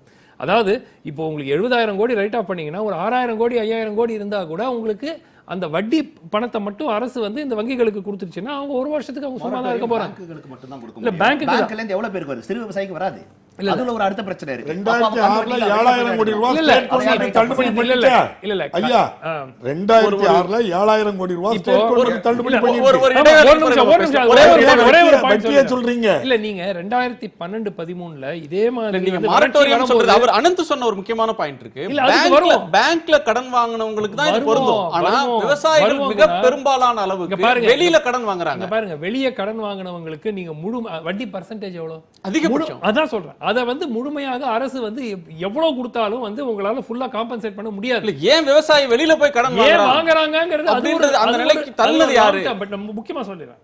2012-13ல வறட்சி அப்கோர்ஸ் இந்த அளவுக்கு சிவியரா இல்ல அப்படி ஏங்க, என்றாலும் கடன் தர்றது இல்லைங்க. மொத்தமாக யாரு அரசு தர்றா வழங்கிய கடன் நிவாரணம் விவசாயிக்கு? அளவு எவ்வளவு சொசைட்டிக்கு போனா பாத்தீங்கன்னா கட்சிக்காரங்க தான் 2,200 கடன். லட்சம் கோடி. 2,200 விவசாயிக்கு கோடி. கடனே தர்றது இல்ல. அதுல மத்திய அரசு கிட்டத்தட்ட 650 கோடி கொடுத்தாங்க. மாநில அரசு கிட்டத்தட்ட 1,300 1,400 இல்ல, கோடி. 6,876 கோடி ரூபாய் மொத்தம் மாநில அரசு விவசாயிகளுக்கு கடன் தள்ளுபடி பண்ணது. கடன் ஒரு- தள்ளுபடி நான் சொல்லல. ஒரு இடைவேளைக்கு அந்த பிறகு நிவாரணம், பேசலாம். நிவாரணம் சொல்றேன். கடன் இது தள்ளுபடி நிவாரணம் மூன்று நாம் விஷயங்கள் பண்ணது பேசணும். விவசாயிகள் நீங்க கடன் வந்து தள்ளுபடி. நீண்ட கால நிவாரணம் என்ன அப்படின்றத பத்தி பேசுறோம். ஆனால் இப்ப பற்றி எறிய பிரச்சனைக்கு இல்ல, உடனடி இப்போ- நிவாரணம் இப்போ என்னன்ற உடனடி கேள்வி நிவாரணம் இருக்கு. தான் சொல்றேன். ஒரு இடைவேளைக்கு பிறகு நாம் 3 அம்சங்களை பேசலாம். நம்பிக்கையை விவசாயிகளுக்கு விதைக்கணும் அப்படின்ற கருத்து சொல்றாங்க. அந்த நம்பிக்கையை எது செய்தால் விதைக்க முடியும்? அரசு மட்டும் விதைக்க முடியுமா, அல்லது பொது சமூகத்துக்கு நகர்ப்புறத்துல விவசாயிகளுடைய வியர்வையில் வரக்கூடிய தானியங்களை சாப்பிடுற பொதுமக்களுக்கு அல்லது வேற துறைகள் இருக்கிறவங்களுக்கு இந்த நம்பிக்கையை விதைக்கிறதுல ஏதேனும் ரோல் இருக்கா? அடுத்து, பயிருக்கு 25,000 கோடி இழப்பீடு விவசாயிக்குன்னு சொல்றோம். அந்த விவசாயிக்கு 25,000 கிடைத்தாலும் பிரச்சனை தீராதான்றது இன்னொன்று. ஆனால் இதை நம்பி இருக்கக்கூடிய லட்சக்கணக்கான விவசாய கூலிகளுக்கு இதுல என்ன, கூலி தொழிலாளர்களுக்கு, அவங்க குடும்பத்துக்கு இதுல என்ன நிவாரணம்? இந்த வறட்சினால் பயிர் பாதிப்பு, விவசாயிக்கு ஓரளவுக்கு நிவாரணம் தாமதமாகவோ என்னவோ கிடைக்கும். ஆனால் விவசாய கூலி தொழிலாளர்களுக்கு என்ன பாதிப்பு அப்படின்றது ஒன்று. நாம் பேசுகிற எல்லாமே மாநில அரசோடு இந்த பிரச்சனையுடைய எல்லை முடியுது. விவசாயிக்கு பிரச்சனை, விவசாயிகள் தற்கொலைனா அது ஒரு தேசிய பிரச்சனை இல்லையா? மத்திய அரசுக்கு இதில் எந்த ரோலுமே இல்லையா? மத்திய வேளாண் துறை அப்படின்ற ஒரு வேளாண் அமைச்சகம்னு ஒன்று இருக்கு, அவங்களுக்கு இதில் எந்த பங்குமே, அவங்களுக்கு எந்த சேயுமே இதில் இல்லையா அப்படின்ற கேள்விகள் இருக்கு. திரு சுமந்த், குணா, நீங்க முதல்ல பேசிட்டு இருந்தீங்க முன்கூட்டியே இதை கொஞ்சம் செஞ்சிருக்கலாமா அந்த ஆய்வுன்னு. ஒரு சிம்பிள் உதாரணம், கர்நாடகாவில் தென்மேற்கு பருவமழை, அது அவங்களுக்கு வந்து அது வந்து இப்போ பொய்திருது. இதே மாதிரி அவங்களுக்கும் வறட்சி. செப்டம்பர் மாதம் 16 17 ஆக்சுவலாக சவுத் வெஸ்ட் மான்சூன் வந்து கிட்டத்தட்ட செப்டம்பர் 15 20 வரைக்கும் கிட்ட எக்ஸ்டெண்ட் ஆகும். ஆனால் செப்டம்பர் 17 18 88 தாலுக்கா வறட்சி பாதிக்கப்பட்ட தாலுக்கான்னு அறிவிக்கிறாங்க. ஆகஸ்ட் மாதத்திலேயே வந்து அவங்க குழுக்கள் போயிடுச்சு. இந்த திரு குமார் சொல்றது போல வெறுமை அப்படியே அரசு நினைச்சா வந்து அறிவிக்க முடியாது. அதுக்கு ப்ரொசீஜர் இருக்கு. ஆனால் அந்த ப்ரொசீஜரும் மாநிலத்துக்கு மாநிலம் வேறுபடுகிறது. எல்லா மாநிலத்திலையும் அகில இந்திய அளவில் ஒரே ப்ரொசீஜர் வச்சு தான் பண்ணுவாங்கன்னு இல்லை. ஆனால் கர்நாடகாவில் இந்த குழுக்கள் ஆகஸ்ட் மாதத்தில் முதலிருந்தே அவங்க வந்து போக ஆரம்பிச்சிட்டாங்க. அங்கேயும் ஒரு சிச்சுவேஷன், அடுத்த 30 நாளைக்கு மழை வரதுக்கான வாய்ப்பு இருக்கிறது. ஆனால் அவங்க அதுக்காக வெயிட் பண்ணல. கிட்டத்தட்ட உங்களுக்கு அக்டோபர் 10ஆம் தேதியோ 8ஆம் தேதிக்குள்ள மீதி இன்னொரு 42 தாலுக்கா, மொத்தம் 110 தாலுக்கா வறட்சியால் பாதிக்கப்பட்ட தாலுக்காக அறிவிச்சிட்டாங்க. ஸோ இந்த ஆய்வு பணிகளை ஒரு மாதத்துக்கு முன்பு தொடங்கி இருக்கலாமா என்றால், ஏன்னா உங்களுக்கு பெரும்பாலான மழை நமக்கு அக்டோபர் 15 நவம்பர் 30 யூஸ்வலா, அதுக்கு பிறகு டிசம்பரில் பெய்யறதுக்கான வாய்ப்பு இருக்குது. ஆனால் நவம்பர் போல அதிக அளவில் பெய்யறது இல்லை. ஸோ டிசம்பர் மாதம் ஒரு 2ஆம் வாரத்திலிருந்து தொடங்கி இருக்கலாமா? அஃப்கோர்ஸ் இந்த முறை முதலமைச்சர் காலமான செல்வி ஜெயலலிதா அவர்கள் காலமானதுனால பெரிய அளவில் பாதிப்பு வந்து ஃபோக்கஸ் பண்ண முடியாத ஒரு சூழல் அரசுக்கு ஏற்பட்டுறதுங்கிறது உண்மை. ஆனால் ஒரு டிசம்பர் 2வது வாரத்திலிருந்து இந்த ஆய்வுக்குழுக்கள் அனுப்பப்பட்டிருந்தாங்கன்னாக்கா இந்த நேரத்திற்குள்ள நிச்சயமா ஓரளவுக்கு ஒரு ஐடியாவாக வந்திருக்கும், அறிவிப்பு வந்திருக்கும். இப்போ அறிவிப்பு வந்தால் உடனடியாக நிவாரணம் வருமானா? அது கிடையாது, அது அடுத்த ஸ்டெப் இருக்கு. பட் மிக முக்கியமாக ஒன்று, இதுக்கு நேஷனல் டிசாஸ்டர் மேனேஜ்மெண்ட் அத்தாரிட்டியில் கிளியர் கட்டாக வறட்சியை எவ்வாறு சமாளிக்க வேண்டும் ஒவ்வொரு மாநில அரசும் அப்படிங்கிறவங்க கிளியர் கட் கைட்லைன்ஸே இருக்கு. பெரிய மேனுவல் கொடுத்துருக்காங்க. மாநில அரசுகள் என்ன செய்யணும், மத்திய அரசு என்ன செய்யணும், வங்கிகள் என்ன செய்யணும், அக்ரிகல்ச்சரல் கோஆபரேட்டிவ்ஸ் என்ன செய்யணும், எல்லாத்துக்கும் கொடுத்துருக்குறாங்க. கைட்லைன்ஸ் கொடுத்துருக்காங்க, டைரக்டிவ்ஸ் கொடுத்துருக்காங்க. அதனால ஃபர்ஸ்ட் அதெல்லாம் விவசாயிகள் ஃப்ரெண்ட்லியா, ஃபார்மர்ஸ் ஃப்ரெண்ட்லியா இல்ல. விவசாயிகள் ஃப்ரெண்ட்லி ஆக்குறதுக்கு தான் முயற்சி எடுத்திருக்காங்க. இது வந்து புதுசா ரிவைஸ் பண்ணி 2012 2013 வந்த அந்த கைட்லைன்ஸ். நான் என்ன சொல்றேன்னா, உங்களுக்கு இது அனந்தும் அப்பாவும் தான் சொல்லணும். திரு ஆவடிக்குமார் நீங்க குறுக்கிட்டீங்க. அதாவது கர்நாடகாவினுடைய ஐயா கண்ணு வரேன் ஒரு நிமிஷம். கர்நாடகாவினுடைய மழைக்காலம், அந்த பருவம் வேற, தமிழ்நாட்டினுடைய பருவம் வேற. ரெண்டாவது, தமிழ்நாட்டில் டிசம்பர் 31 வரைக்கும் வடகிழக்கு பருவமழை பெய்வதற்கான எதிர்பார்ப்பு இருக்கு. இன்னும் சொல்ல போனால், இப்போ நாம் குறிப்பிடுற இந்த ஒரு 20 நாளுக்கு முன்ன ஒரு புயல் தமிழ்நாட்டை நோக்கி வந்தது. அந்த புயலால் நமக்கு போதுமான நீர் கிடைக்கின்ற வானிலை நிபுணர்களுடைய அறிக்கைகள்லாம் இருந்தது. அப்படி இருக்க சொல்ல அந்த எதிர்பார்ப்புகளை அரசாங்கம் வந்து கணிச்சு தானே அடுத்த ஸ்டெப்புக்கு போக முடியும். அரசாங்கம் இந்த அளவுக்கு நிலைமை மோசமாகாது நிச்சயமா இருந்தது. இல்ல 440 மில்லிமீட்டர் மழை கிடைக்க வேண்டிய தமிழ்நாட்டில் இன்னைக்கு வெறும் 168.3 மில்லிமீட்டர் மழை மட்டும்தான் கிடைச்சிருக்கு. இது வந்து நமக்கு டிசம்பர் 31 வரைக்கும் அதுக்கான வாய்ப்பு இருக்கு. அந்த வாய்ப்பை வந்து அதேதான் கர்நாடகாலயும் செப்டம்பர் மாதம் 15ஆம் தேதி தான் வந்து உங்களுக்கு தென்மேற்கு பருவமழை வித்ரா ஆகும். ஆனா அவங்க ஆகஸ்ட்லயே அனுப்பிட்டாங்க குழுக்கள். நீங்க அவங்க நம்ம வடக்கு போட்ட நேரத்துல இருந்து அங்க வறட்சின்னு சொல்லிட்டு தான் இருக்காங்க. பருவமழை ஒரு இண்டிகேட்டர். பருவமழை பொய்த்ததா எதிர்பார்த்தாலும் நமக்கு வந்துன்றது ஒரு அளவீடு, ஒரு அளவுகோல். அதே நேரத்தில் விவசாயிகளுடைய மரணம் அப்படின்றது இன்னொரு அளவுகோல். இதுவும் 2-3 வாரத்துக்கு முன்னாடி இருந்தே தொடங்கி ஒரு நிமிஷம், ஒரே பாயிண்ட். ட்ரவுட் என்பது 3 வகை, வறட்சி என்பது 3 வகை. Meteorological drought, agricultural drought, hydrological drought. மூன்றும் வெவ்வேறு. மீட்டரலாஜிக்கல் ட்ரவுட்னா மழை பெய்யாதனால் ஏற்படக்கூடிய வறட்சி. அக்ரிகல்ச்சரல் ட்ரவுட்னா மழை பெய்து ஓரளவுக்கு ஒரு 20% ஷார்ட் ஃபாலோ 30% ஷார்ட் ஃபால் தான் இருக்கு, ஆனால் வேறு காரணங்களுக்காக வறட்சி ஏற்பட்டிருக்கிறது. மூன்றாவது வந்து ஹைட்ரலாஜிக்கல் ட்ரவுட், எவ்வளவு வந்து சாயில் வாட்டர் டெப்த் எவ்வளவு இருக்கு, அதன் அடிப்படையில் கூட வறட்சி உங்களுக்கு நீங்க அறிவிக்கலாம். வறட்சி என்பது வந்து வெறும் மழை பெய்து மான்சூன் முடிந்தால்தான் அறிவிக்க வேண்டும் என்ற எந்த விதமான ஒரு கட்டாயம் ஒரே ஒரு சின்ன விவரம் மட்டும் சொல்றேன். 67 ஒரு குவிண்டால் நெல் 100 ரூபா, 10 கிராம் தங்கத்தின் விலை 102 ரூபா.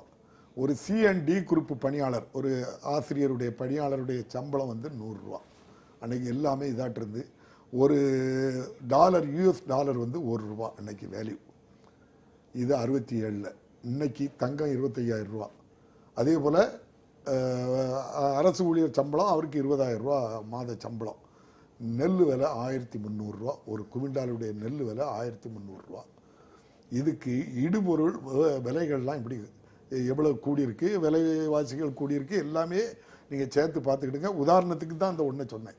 இதுக்கு மத்திய அரசும் தேர்தல் அறிக்கையில் சொல்லிட்டு நாங்கள் ஆட்சிக்கு வந்த உடனே விலை நிர்ணயம் பண்ணுவோம். எவ்வளவு உற்பத்தி செலவோ ப்ளஸ் 50% 1.5 மடங்கு அப்படின்னாங்க. 50% சொன்னாங்க. ஸ்டேட் கவர்மெண்ட்டும் தேர்தல் அறிக்கையில் இப்போ இருக்கக்கூடிய அரசு இதே வார்த்தையை பயன்படுத்தினாங்க. MS சுவாமிநாதன் அவர்களுடைய ரிப்போர்ட்லேயும் இதுதான் தந்தாங்க. இதை செய்வோம் அப்படின்னு சொன்னாங்க. இந்த திசையை நோக்கி யாராவது ஒரு ஸ்டெப் எடுத்து வச்சாங்களான்னா இல்லை. ஆனால் corporate, income tax, customs, excise, இது எல்லாமே 30% இருந்ததை இந்த கவர்மெண்ட் வந்த உடனே இப்போ 25% ஆகிடுச்சு. இதில் மட்டும் ஆண்டுக்கு 1.25 லட்சம் கோடி ரூபா இது குறையுது ஆண்டு வருமானம் மத்திய அரசுக்கு. 12.25 லட்சம் கோடி ரூபா கார்பரேட் வாங்கின கடனை NPA பண்ணி அதில் 8.25 லட்சம் கோடி ரூபா NPA பண்ணியிருக்காங்க. 12.25 லட்சம் கோடி ரூபா அதை ரைட் ஆஃப் பண்ணி வச்சுருக்காங்க. நான் கேட்குறேன், விவசாயிகள் வாங்கின மொத்த கடன் எவ்வளவு அப்படின்னு சொன்னால் 1 லட்சம் கோடிக்கு கீழே. மத்திய அரசும் சரி, மாநில அரசும் சரி, மாநிலத்தில் ஆட்சியில் இருக்கின்றவர்கள் சகோதரர் சொன்னாங்க, இதெல்லாம் மழைலாம் முடிஞ்ச பிறகு தான் பார்க்கணும். மழை 31ஆம் தேதிக்குள்ளே, டிசம்பர் 31க்குள்ளே மழை வந்தாலும் கூட ஏற்கனவே இருக்க பயிர்கள்லாம் காஞ்சி போச்சு, அழிஞ்சு போச்சு. அதிலிருந்து எந்த வருமானமும் எடுக்க முடியாது. அவங்களுக்கு செப்டம்பர் அக்டோபரில் பயிரிட்டு கொண்டு வந்திருக்கணும். பல பிரச்சனைக்கு இடையில அதை பாதுகாத்து கொண்டு வந்திருந்தா தான் வருமானம் வரும். இப்போ நான் கேட்கறது, விவசாயிகள் இன்னைக்கு படுத கஷ்டத்துக்கு, துன்பத்தை இதுவரை மனசு பொறுத்த கொஞ்சம் மனசாட்சி இருக்கவங்க, அவங்க மத்தியானம், இவங்க நீங்கள் நகர்ப்புறத்தில் இருக்கவங்களுக்கு புரியணும் அப்படின்னா, மத்தியானமும் காலையிலேயே இட்லி சாப்பிடும் போதும் சரி, மத்தியானம் ரைஸ் சாப்பிடும் போதும் சரி, இதை பகல் முழுதும் செத்து சம்பாத்தியம் பண்ணி கொண்டு வந்த விவசாயி ஒரு கோட்டை நெல் 1300 ரூபாய்க்கு ஆண்டுதோறும் ஒவ்வொரு அரசு ஊழியர்களுக்கும் பஞ்சப்படி, விலைவாசி உயர்வுக்கு தகுந்தபடி படி, அதே போல் இதுவரை 70, 80, 84, 78, 84, 89 வரைக்கும் வரிசையாக என்ன போட்டிருக்கு, அவங்களுக்குடைய சம்பளத்தை ரிவைஸ் பண்ணி அவங்களுக்கு சம்பள ஊதிய குழு நியமனம் பண்ணி இது கொடுக்குறீங்களே. ஒரே ஒருக்கா இந்த விவசாயிகளுக்கு உற்பத்தி பண்ணுற நெல்லுக்கு எந்த யூனிவர்சிட்டியாவது நீங்கள் போய் பார்த்து, அக்ரிகல்ச்சர் யூனிவர்சிட்டியில் போய் இதுக்கு விலை எவ்வளவுப்பா ஆகுது ஒன்றை உற்பத்தி பண்ணுறதுக்கு, செலவு என்ன பண்ணுவோம் அப்படின்னு சொன்னால், நான் தமிழ்நாடு முழுவதும் இருக்கக்கூடிய அக்ரி யூனிவர்சிட்டியில் ஒரு கோட்டை நெல் உற்பத்தி பண்ணதுக்கு எவ்வளோ செலவாகுதுன்னா, ஒரு கோட்டை நெல் உற்பத்தி பண்ணுறதுக்கு 10,000 ரூபாய்க்கு மேலே செலவாகுது அவங்களுக்கு. அதுக்கு ஒரே ஒரு வார்த்தை போட்டு எப்படி சமாளிக்கிறாங்கன்னா ரிசர்ச், அதோடு அதை முடிச்சிருந்தாங்க. அப்போ இவ்வளவு உற்பத்தி, அதுக்கு உற்பத்தி செலவு இவ்வளவு ஆகுது. ஒரு விவசாயியை பற்றி அது கூட கிடைச்சா போதும், சாப்பிட்டுட்டு அப்படியே வாழ்ந்துக்கலாம். இந்த ஊர் டெல்டா பகுதி இல்லை, நீங்கள் தூத்துக்குடியில் அங்கே விளாத்துக்குளத்தில் செத்து வயலில் கிடக்கிறான், போன இடத்துல எத்தனை வயசு, 45 வயசு பையன் இறந்து கிடக்கான். எவ்வளோ பெரிய அக்கிரமம் பாருங்க. ஜீவநதி நம்ம மேற்கு தொடர்ச்சி மலையில் நம்ம தமிழ்நாட்டில் உற்பத்தி பண்ணி தமிழ்நாட்டு கடல்லே போய் சேர்றது தாமிரபரணி, ஒரு காலம் பொய்க்காது, பொய்த்து போச்சு. கன்னியாகுமரி ஒருபோதும் இப்படி ஒரு வறட்சியை நான் பார்த்ததே கிடையாது. ஒரு குளத்துலையும் தண்ணி கிடையாது. கன்னியாகுமரியில் கிடையாது, திருநெல்வேலியில் கிடையாது, தூத்துக்குடியில் கிடையாது, ராம்நாட்டில் கிடையாது, விருதுநகரில் கிடையாது. இவ்வளவுலையும் இருக்கக்கூடிய அமைச்சர்களுக்கு இந்த செப்டம்பர்லேருந்து மழை பெய்யலன்னு 6 மாதமாக கண்ணு தெரியலையா? நீங்கள் எவ்வளவு பிரச்சனைகளுக்கெல்லாம் போறீங்க, அலை குத்த போறீங்க, தாடி வளர்க்குறீங்க, மொட்டை அடிக்கிறீங்க, எவ்வளவு காரியங்களை மண் ஜோறு சாப்பிடுதியா? இந்த ஒன்றையும் பார்த்துட்டா உங்களுக்கு என்னையா வந்துடும்? அவன் சாப்பாடு தானேயா சாப்பிடுதியா?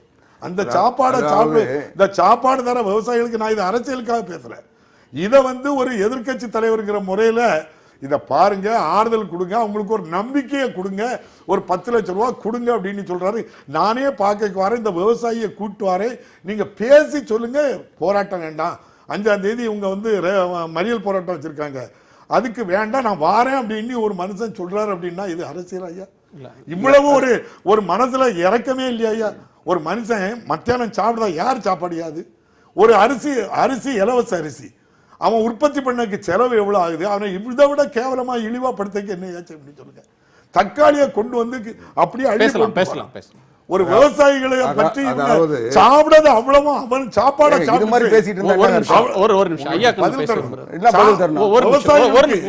சாப்பிட்டுட்டு இப்படி இருந்தா நியாயம் இருக்கு சொல்லுங்க. பேசலாம், உங்க ஆதங்கத்தை புரிஞ்சுக்க முடியுது. அதாவது மரியாதைக்குரிய அப்பா விவசாய பேசினா இதுல ஏதாவது பொருள் இருக்குன்னு நினைக்கலாம். ஆனா திமுகவினுடைய பிரதிநிதியா பண்ண சொல்ல இது நீலி கண்ணீர் வடிக்கிறது தான். எங்களுக்கு நீலி கண்ணீர் நீங்க பேசலாம், நீங்க பேசலாம், குறிக்கல. ஒரு பெருந்தன்மையா நடந்துக்கு பாருங்க. இல்ல பெருந்தன்மை நீங்களும் வேற என்ன? இல்ல நீலி கண்ணீர் நீங்க பேசல, நான் குறிக்கல. இல்ல நீங்க பேசல, நான் பேசல. வேற நீலி கண்ணீர் வடிக்கிறீங்க. நீங்களும் அதே பேச கூடாது. நீங்க விவசாய பிரச்சனைக்கு திமுக என்ன சம்பந்தம்? விவசாய பிரச்சனைக்கு திமுகவுக்கு என்ன சம்பந்தம்? நாங்க தான் காவிரி 2007 தீர்ப்பு அரசியல் வெளியிட துப்பில்லாம மத்தியில மாநிலத்தில் உட்கார்ந்து ஒரு சொட்டு தண்ணி காவிரி பிரச்சனை ஒரு சொட்டு தண்ணி கொண்டு வரங்க யோக்கியம் இல்ல. ஒரு சொட்டு தண்ணி நீங்க பேசுற வரைக்கும் நான் பொறுமையா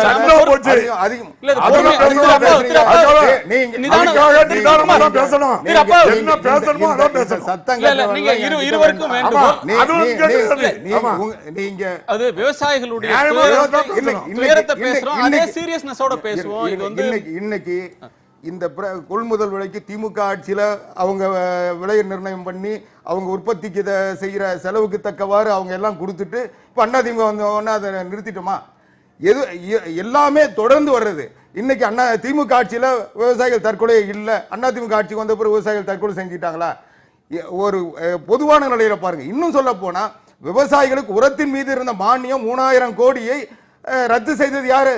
திமுக தலைவர் கருணாநிதியுடைய மகன் மு க அழகிரி உரத்துறை அமைச்சராக இருந்த போது உர உற்பத்தி நிறுவனங்கள் உரத்தினுடைய விலையை நிர்ணயம் செய்து கொள்ளலாம் என்று மத்திய அரசாங்கம் நிறுவனங்களுக்கு அனுமதி தந்தது எப்போ? திமுக அங்க வைத்த மத்திய அரசாங்கம். அன்னைக்கு உரத்துறை அமைச்சராக இருந்தது யாரு?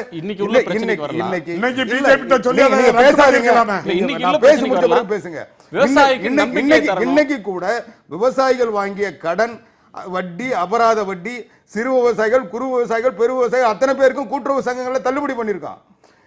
இன்னைக்கு மறுபடியும் பயிர் செய்வதற்குரிய கூட்டுறவு கடன்களை கடன் வழங்கி இருக்கான்.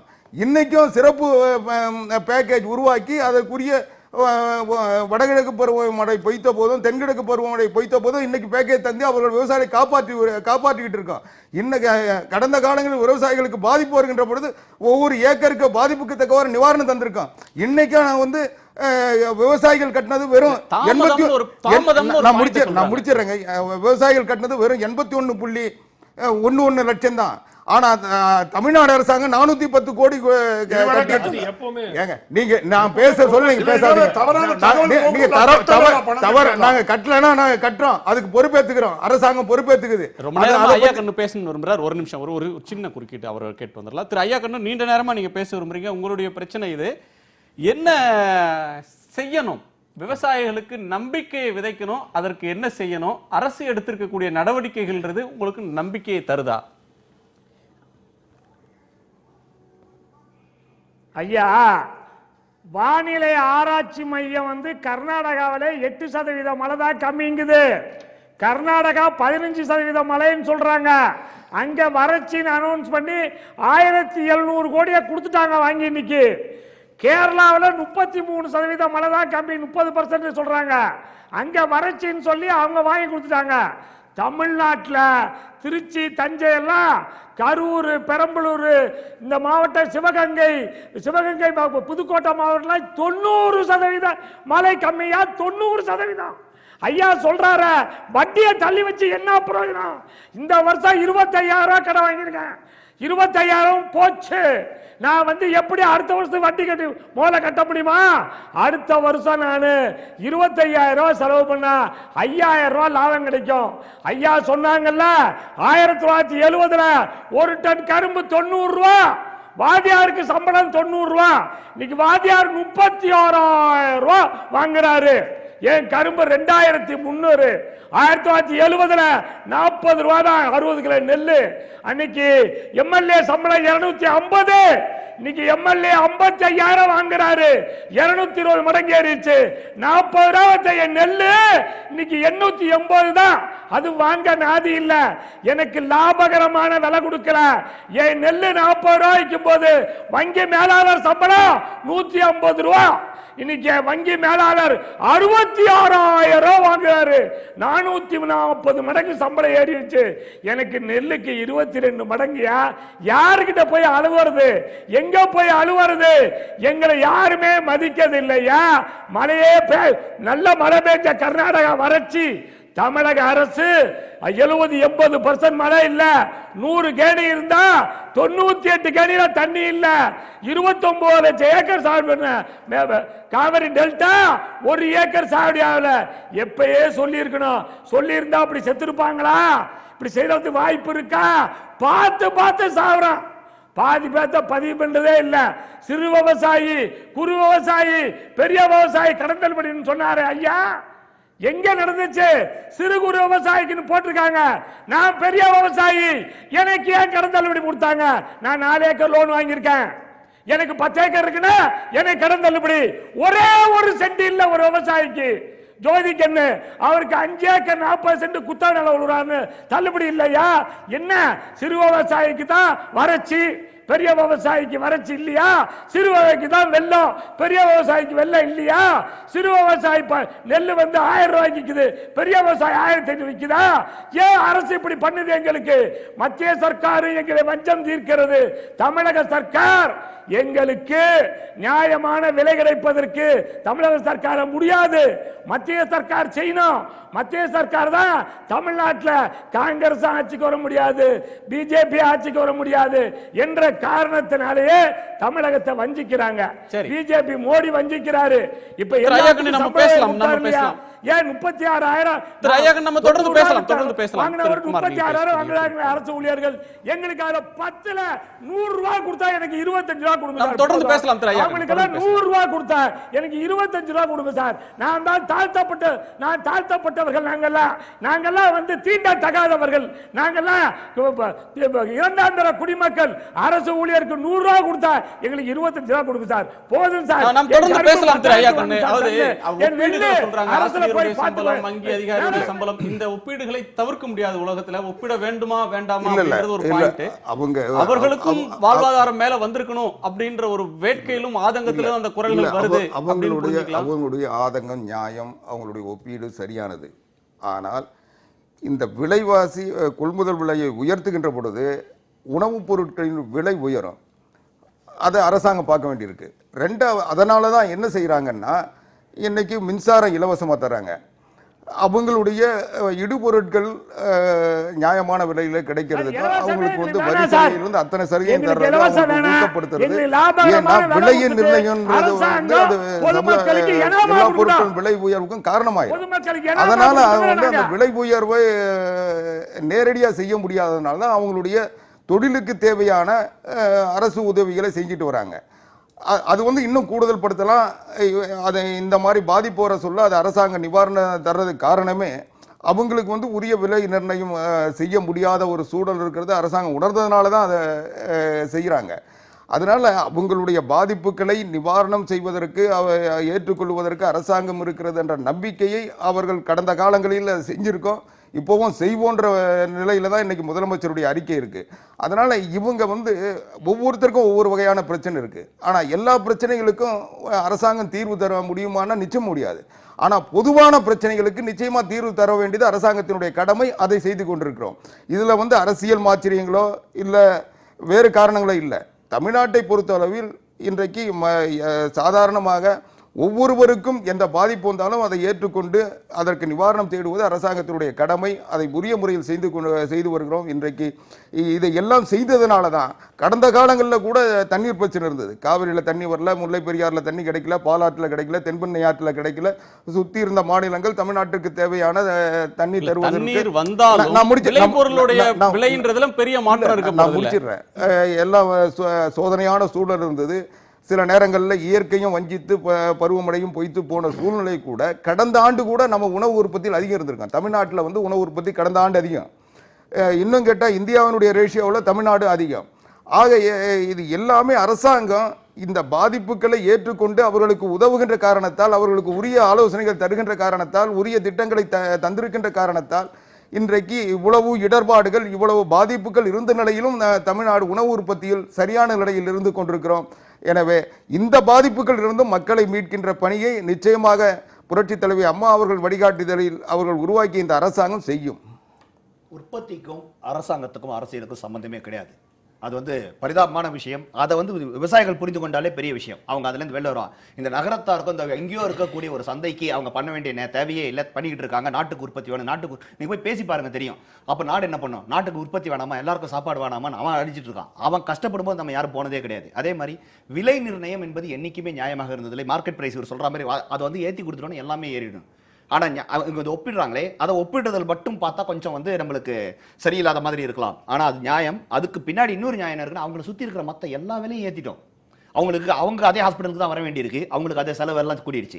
அவங்களோட பிள்ளைகளை அதே மாதிரி தான் அதே பள்ளிகளுக்கு அனுப்ப வேண்டியிருக்கு, பள்ளியோட ஃபீஸ் எல்லாத்தையும் ஏற்றிட்டோம். அவங்க எல்லாத்துக்கும் மற்ற கடைகளுக்கு தான் வர வேண்டியிருக்கு, அதோட விலையெல்லாம் ஏற்றிட்டோம். இவங்ககிட்ட வாங்கும் போது தான் அரிசி இந்த விலை, அவன் திருப்பி கடைக்கு வந்து மீதி வாங்கும் போது எல்லாமே அதே விலை தான், அவங்களுக்கு நம்மளுக்கு ஒரே விலை தான். அது எல்லாம் அவங்க எல்லா ஸ்பைலையும் அவங்களை கையை முறுக்கிட்டு அவங்களுக்கு சரியான விலை நிர்ணயம் பண்ணாம இப்படி ஒரு பக்கம். இன்னொரு பக்கம் இந்த பாலிசி மேட்டர்ஸ்லையும் பார்த்தீங்கன்னா அரசாங்க விவசாய விளைபொருளுடைய விலை கூடிடுச்சுன்னா சந்தையில விளைபொருள் எல்லாமே விலைவாசி கூடிடும். அது மொத்த சமூகத்துக்கு நல்லது இல்லை அப்படின்ற பார்வையில தவறு. அது பெரிய தவறு. அது வந்து இண்டஸ்ட்ரியல் ரெவல்யூஷன் காலத்துல லேபர் சீப் லேபரா இருக்கணும்ன்றதுக்காக ஆரம்பிச்சது வெள்ளக்காரன். அது ஏன் நம்ம இன்னும் பிடிச்சிக்கிட்டு இருக்கோம்? அது தேவையே கிடையாது. மீதி எல்லாத்துக்கும் விலை நிர்ணயம் பண்ணுவீங்க. ஒரு காஸ்டிங் டக்குன்னு ஒரு காருக்கு பின்னாடி இந்த கிளாஸுக்கு பின்னாடி இருக்குன்னு பாத்தீங்கன்னா எல்லாத்தையும் போடுறான். லேண்டுக்கு இன்ட்ரெஸ்ட், அதுக்கு இன்ட்ரெஸ்ட், இதுக்கு இன்ட்ரெஸ்ட். இவனோட லேண்டோட இன்புட் வரவே வராது, இவங்களுடைய லேபர் காஸ்டிங் வராது. பிரைசிங் அண்ட் காஸ்டிங் வந்து இந்த விலை பொருட்களுக்கு நம்ம போடுவதே இல்லை. அது ஒரு பக்கம். இன்னொரு பக்கம் பாலிசியா பாருங்க. இன்னைக்கு இப்ப வந்து போன வருடம் நம்மளுக்கு அந்த பருப்பு வகைகள்லாம் பயங்கர தட்டுப்பாடு இருந்துச்சு. இப்ப இந்த வருஷம் என்ன ஆயிடுச்சு? நிறைய வந்து மகசூல் வந்துருச்சு. அப்ப என்ன பண்ணுது கவர்மெண்ட்? அங்க இங்க ஒரு பாதுகாப்பு வைக்கணும் இல்ல கிடையாது. இப்ப என்ன பண்றா? எக்ஸ்போர்ட் பண்ணக்கூடாதுன்னு நிறுத்துறான். வேற ஒரு பாலிசி எங்கேயாவது வந்து இவங்களை அடிக்கும். எப்படியா இருந்தாலும் எனக்கு விலை நிர்ணயம் இல்லைன்னா இப்படி வரும், பாலிசியாக வரும். இன்டர்நேஷனல் பேக்ட் போடுவாங்க, WTO ஏதோ சொல்லுவான், கை முறுக்குவாங்க உட்காந்துக்கிட்டு நம்ம சென்ட்ரல் கவர்மெண்ட் ஓகேனும். அப்ப என்ன ஆகுது? இப்ப வீட் இம்போர்ட் பண்றான். நம்மளுடைய MSP விட கம்மியா வீட் இம்போர்ட் பண்றாங்க. எங்கள்கிட்ட இருக்கு. இப்போ விவசாயிகள் இது பண்ணியிருக்காங்க. அதே மாதிரி உங்களுக்கு வந்து போன வருடம் என்ன பண்ணோம், தட்டுப்பாடு இருக்கும்போது பருப்பு வேணும்னா ஆப்பிரிக்காவில் போய் நம்ம கொடுப்போம். உங்களுக்கு நாங்கள் இடுபொருள் கொடுக்கிறோம், உங்களுக்கு விலை நிர்ணயம் செய்து 55 ரூபா அங்கே போய் விலை நிர்ணயம் பண்ணுறது எங்கள் ஊரில் பண்ணுங்க, எங்கள் விவசாயம் பண்ணிட்டு போவாங்க, கொடுப்பாங்க. அதை நம்ம பண்ணுறது கிடையாது. ஸோ இந்த பாலிசி மேட்டர் எல்லா விதத்திலையும் நம்ம வந்து அவங்கள வந்து அமுக்கி அழுத்தி தான் வச்சிருக்கோம். இங்கே எதுவுமே அவங்களுக்கு சீராக நேர்மையாக இல்லை. நியாயமான விலை இன்று வரை கொடுக்கப்பட்டதில்லை, நியாயமான விலை கொடுக்க போவதும் இல்லை. நம்ம அது இல்லாம அந்த புரிதல் இல்லாம நம்மளால எதுவுமே இதுல தெளிவே வர முடியாது. திருப்பி திருப்பி எமோஷனலா ஏதாவது பேசிட்டு ஒவ்வொரு முறை ஏதாவது பிரச்சனை வரும்போது அடுத்த வாரம் இதே மாதிரி நின்று பேசிட்டு இருப்பாங்க. இல்ல இது புரிதலோடையும் ஒரு உணர்ச்சிக்கு இடம் தராம புரிதலோட பேசணும்னு சொல்றீங்க. இதுல இன்னமும் புரிதல் வேண்டும். நம்ம ஒரு இடைவேளைக்கு பிறகு பேசலாம். இது முக்கியத்துவம் கருதி இதனுடைய நேரத்தை நீட்டிக்கிறோம். இன்னொரு அரை மணி நேரம் நம்ம இதை பற்றி விவாதிக்கலாம். அரிதாகத்தான் விவசாயிகளுடைய பிரச்சனைகளை நாம பேசுறோம். விவசாயிகள் பற்றிய ஒரு பார்வை மொத்த சமூகத்துக்கு வர வேண்டியது இருக்கிறது. ஒரு இன்றைக்கு நகர்ப்புறத்தில் வளர்ற ஒரு தலைமுறைக்கு கடந்து போற ஒரு செய்தியில ஒன்றாக விவசாயியின் மரணம் இருக்கு. அவங்களுக்கு வந்து நெல் அப்படின்ற ஒன்று பயிரிட்டு அவன் தட்டுக்கு வர்றதுக்கு முன்னாடி, அரிசியாக வர்றதுக்கு முன்னாடி அதற்கு பின்னால் இருக்கக்கூடிய உழைப்பை இன்றைய தலைமுறையில் எவ்வளோ பேருக்கு தெரியும் அப்படின்ற கேள்வியும் இருக்குது. அந்த சமூக யதார்த்தத்தை நம் தலைமுறை, இளம் தலைமுறை, நகர்ப்புறத்தில் இருக்கிறவங்க எல்லோரும் புரிந்து கொள்றதுக்கு, அந்த புரிதலுக்கு இந்த விவாதம் தேவைன்னு நினைக்கிறேன். 5 அம்சங்களை பற்றி உங்களுடைய ஐவருடைய பார்வையும் நான் கேட்க விரும்புகிறேன். இந்த மொத்த விவாதத்தில் சுருக்கி பார்த்தால் மீதி எல்லாமே வந்து காலதாமதமாக போனார்களா வந்தார்களா அப்படின்றதெல்லாம் வந்து ஒரு பார்வை. ஆனால் நாம் இப்போ விவாதிக்கப்பட வேண்டிய ஒரு 5 அம்சம் நான் பட்டியலிடுறது விவசாயிகளுக்கு தேவையான நிவாரணம். இன்றைக்கு வந்து இறந்து போனவர்கள் அல்லது பயிரை இழந்தவர்களுக்கு தேவையான நிவாரணம் அது எந்த மட்டத்தில் தரப்படும்? ஒன்று, விவசாய விளைபொருளுக்கு நியாயமான விலை கிடைக்கல அப்படின்றது வந்து எல்லோரும் அவங்கவுங்க பள்ளி பருவத்திலிருந்தே கடந்த 50 ஆண்டு காலமாக பேசிகிட்டு இருக்கிற ஒன்று. அதற்கு என்ன தீர்வு? மூன்றாவது, மத்திய அரசாங்கத்துக்கு இதில் பொறுப்பே இல்லையா? மத்திய அரசுக்குன்னு ஒரு வேளாண் கொள்கை இல்லையா? இது எல்லாமே மாநில அரசு அவங்களே தீர்த்து கொள்ளணும், இது விவசாயிக்கும் அந்தந்த மாநில அரசுகளுக்குமான பிரச்சனைன்னு மட்டும் இதை சுருக்கிட முடியுமா? மத்திய அரசுக்கு இதில் பங்கு கிடையாதா? 4, விவசாயிகளுக்கு நிவாரணம் கிடைக்கும், விவசாய கூலிகள், விவசாய கூலி தொழிலாளர்கள் அவங்களுடைய வாழ்வாதாரத்துக்கு இந்த நெருக்கடியான காலகட்டத்தில் யார் என்ன செய்ய போகிறார்கள்? 5, நம்பிக்கையை தரணும் விவசாயிகளுக்கு அப்படின்னு சொல்றாங்க. அந்த நம்பிக்கையை யார் எங்கே இருந்து தர்றது? முதல்ல மத்திய அரசுக்கு பொறுப்பு இருக்கா? நிச்சயமாக இருக்கு. ஏன்னா எந்த ஒரு பேரிடர்லையும் மத்திய அரசு அதற்கு மாநில அரசுக்கு உதவி செய்யாது. அது மத்திய அரசினுடைய கடமை. பல முறை முன்னாடி வறட்சிக்கும் செய்வது அவர்கள் வழக்கம். அதற்கு ஒரு ரிப்போர்ட் போகும் ஸ்டேட் கவர்மெண்ட்ல இருந்து, இவ்வளவு பாதிப்பு ஏற்பட்டிருக்குது. அது 2 அம்சம் பார்க்கணும். இடர்னு ஒண்ணு வந்து கிரைசிஸ் வந்த பிறகு மத்திய அரசு இல்ல, அது தொலைநோக்குல என்ன பண்ணுங்கிறது தனி. அது இவங்க எல்லாரும் பண்ற சார்ஜ் அக்விசிஷன் அப்படின்றது வந்து அடுத்தடுத்து வந்த மத்திய அரசுகள், அது காங்கிரஸ் அரசானாலும் பிஜேபி அரசானாலும் அவர்கள் வகுக்கக்கூடிய கொள்கைன்றது எங்கேயோ கடைக்கோடியில் இருக்கிற ஒரு விவசாயியை பாதிக்குது. இல்ல, அது வந்து கொள்கைகள் எப்போதுமே ஃபார்மர்ஸ் ஃப்ரெண்ட்லியா இருந்தது. ஃபார்மர்ஸ் ஃப்ரெண்ட்லியா இல்ல. அக்ரிகல்ச்சரல் growthங்கிறது வந்து இப்போ இந்தியா நாட்டிலேயே பாத்தீங்கன்னா விவசாயத்தினுடைய வளர்ச்சிக்கும் பொருளாதார வளர்ச்சியில விவசாய வளர்ச்சி மிகவும் பின்தங்கி இருக்கிறது. தொடர்ந்து வந்து அக்ரிகல்ச்சரல் growth குறைந்து இருக்கிறது. லோ சிங்கிள் டிஜிட்ஸ் 2%, 3% மேல அக்ரிகல்ச்சரல் growth வரது கிடையாது. தொலைநோக்கு நீங்க சொல்ற கொள்முதல் விலை ஏற்றப்பட வேண்டியது அதெல்லாமே வந்து எல்லாமே ஒரு லாங் டேர்ம் ஸ்ட்ராட்டஜி. நம்ம இன்னைக்கு நம்ம பார்க்குறோம் தமிழ்நாட்டில் அடுத்த 6 வாரத்திற்குள் என்ன செய்ய வேண்டும் அப்படிங்கிறது ஒரு விதத்தில் பார்க்கலாம். தொலைநோக்கு பார்வையுடன் மாநில அரசு என்ன செய்ய வேண்டும், மத்திய அரசு என்ன செய்ய வேண்டும், நீர் ஆதாரங்களை இம்ப்ரூவ் பண்றதுக்கு என்ன செய்யணும், அது ஒரு பெரிய கதை. அது வந்து ஒரு பெரிய டிபேட்ல போகலாம். அடிப்படையாக உடனடியாக நிவாரணம் வழங்குவதற்கு நடவடிக்கை எடுக்க இப்போ வந்து இந்த ஆய்வுக்குழுக்கள் வந்து திரும்பி ரிப்போர்ட் கொடுத்துட்றாங்க. இந்த ரிப்போர்ட்டின் மீது அடிப்படையின் மீது பேசிஸ்ல மாநில அரசு வந்து முடிவெடுக்கணும். எவ்வளவு நிவாரணம் எந்தெந்த மாவட்டத்துக்கு என்னென்ன பேசிஸ்ல கொடுக்க போறாங்கன்னு டிசைட் பண்ணி, அது குறைந்தபட்சம் இன்னும் சில நாட்கள் ஆகும். அதோட பொங்கல் முடிஞ்சிடும்னு வைங்க. பொங்கல் முடிந்த பிறகுதான் உங்களுக்கு இடைக்கால நிவாரணமே வரும். உங்களுக்கு இமீடியட் அசிஸ்டன்ஸே வந்து உங்களுக்கு அந்த டைம் தான் வரும். அதனால அதுக்கு அப்புறம் நீங்க மத்திய அரசு கான்ட்ரிபியூஷனுக்கு நீங்க எழுதி இடைக்கால நிவாரணம் இல்லைன்னா இந்த தமிழர் திருநாள், உழவர் திருநாள்ன்றது கருப்பு பொங்கல் தான். அதுக்குதான் என்ன ஒரு சஜஷன்னா, உடனடியா இந்த ரிப்போர்ட் வரட்டும், 10ஆம் தேதி ரிப்போர்ட் வரட்டும். நீங்க 11, 12 எங்க அட்லீஸ்ட் இந்த 21 மாவட்டத்திலே நீங்க செய்யலைன்னா கூட மிகவும் மோசமாக பாதிக்கப்பட்டிருக்கிற நாகை போன்ற ஒரு 4-5 மாவட்டங்களை ஐடென்டிஃபை பண்ணி ஒரு இடைக்கால நிவாரணத்திற்கு ஒரு வசதி செஞ்சு கொடுத்துட்டு ஒவ்வொரு மாவட்டத்திலையும் கண்ட்ரோல் ரூம் எஸ்டாப்ளிஷ் பண்ணி கிராம ரீதியாக உங்களுக்கு ஏற்கனவே அரசுக்கு மெக்கானிசம் இருக்கு, அது மூலமாக ஒரு இமீடியட் பேமெண்ட்டை கொடுத்தாங்கன்னா அட்லீஸ்ட் அந்த ஒரு மாத காலம், இந்த ஒரு மாதத்துக்குள்ள நீங்க ரிப்போர்ட் கொண்டு வாங்க, அதுக்கப்புறம் வறட்சி பாதிக்கப்பட்ட மாநிலம்னு அறிவிங்க, அதுக்கப்புறம் மத்திய அரசுக்கு நீங்க எழுதி போடுங்க, அவங்க கொடுக்கறத வாங்கிக்கிங்க, இந்த இன்சூரன்ஸ் பணத்தை கொண்டு போய் பிரீமியத்தை கட்டுங்க, அந்த பிரீமியத்திலிருந்து வரக்கூடிய அந்த பெனிஃபிட்ஸை கொண்டு போய் விவசாயிகிட்ட கொடுங்க. இதெல்லாம் வந்து ஒரு 2 வாரம் செய்ய வேண்டியது, பொங்கலுக்கு முன்னால் செய்ய வேண்டியது இந்த அவசியம். இந்த அவசியம் இதற்கு ஃபர்ஸ்ட் அவங்க ஐடென்டிஃபை பண்ணோம். இந்த 5 மாவட்டங்களும் இது கொடுக்கப்படும் உடனடியாக அப்படிங்கிறது. நிச்சயமா வந்து மற்ற மாவட்டங்களும் கோரிக்கை வரும். ஆனால் அரசு வந்து எவ்வளவுக்கு எவ்வளவு துரிதமா நடவடிக்கை எடுத்து, என்னுடைய கருத்து வந்து நிச்சயமா ஒரு வாரத்துக்குள்ள இது அரசு நினைத்தால் செய்யலாம். சரி திரு ஐயாக்கண்ணு, விவசாயிகளுக்கு நம்பிக்கை தர்றதுக்கு என்ன செய்யணும்? உடனடி நிவாரணம் அல்லது உயிரிழந்தவர்களுக்கான நிவாரணம் அப்படின்றது என்னவாக இருக்கணும்? நீங்க வந்து சிறு விவசாயிகள் பெரிய விவசாயிகள்னு பங்கிட்டு சொன்னீங்க. கூலி தொழிலாளர்கள், விவசாய நிலத்தை நம்பி இருக்கக்கூடிய கூலி தொழிலாளர்கள், அன்றாடங்காய்ச்சிகளாக இருக்கக்கூடிய பெண் விவசாய கூலி தொழிலாளர்கள், இவங்களுக்கான நிவாரணம்ன்றது என்னவாக இருக்கணும்? மத்திய மாநில அரசுகளுடைய கொள்கைகள், மத்திய அரசு குறிப்பாக மத்திய அரசினுடைய வேளாண் கொள்கைகள் தொடர்ந்து விவசாயிகளுக்கு வஞ்சிப்பதாக இருக்குன்னு சொல்றாங்களே, அதுல என்ன மாற்றம் வரணும்?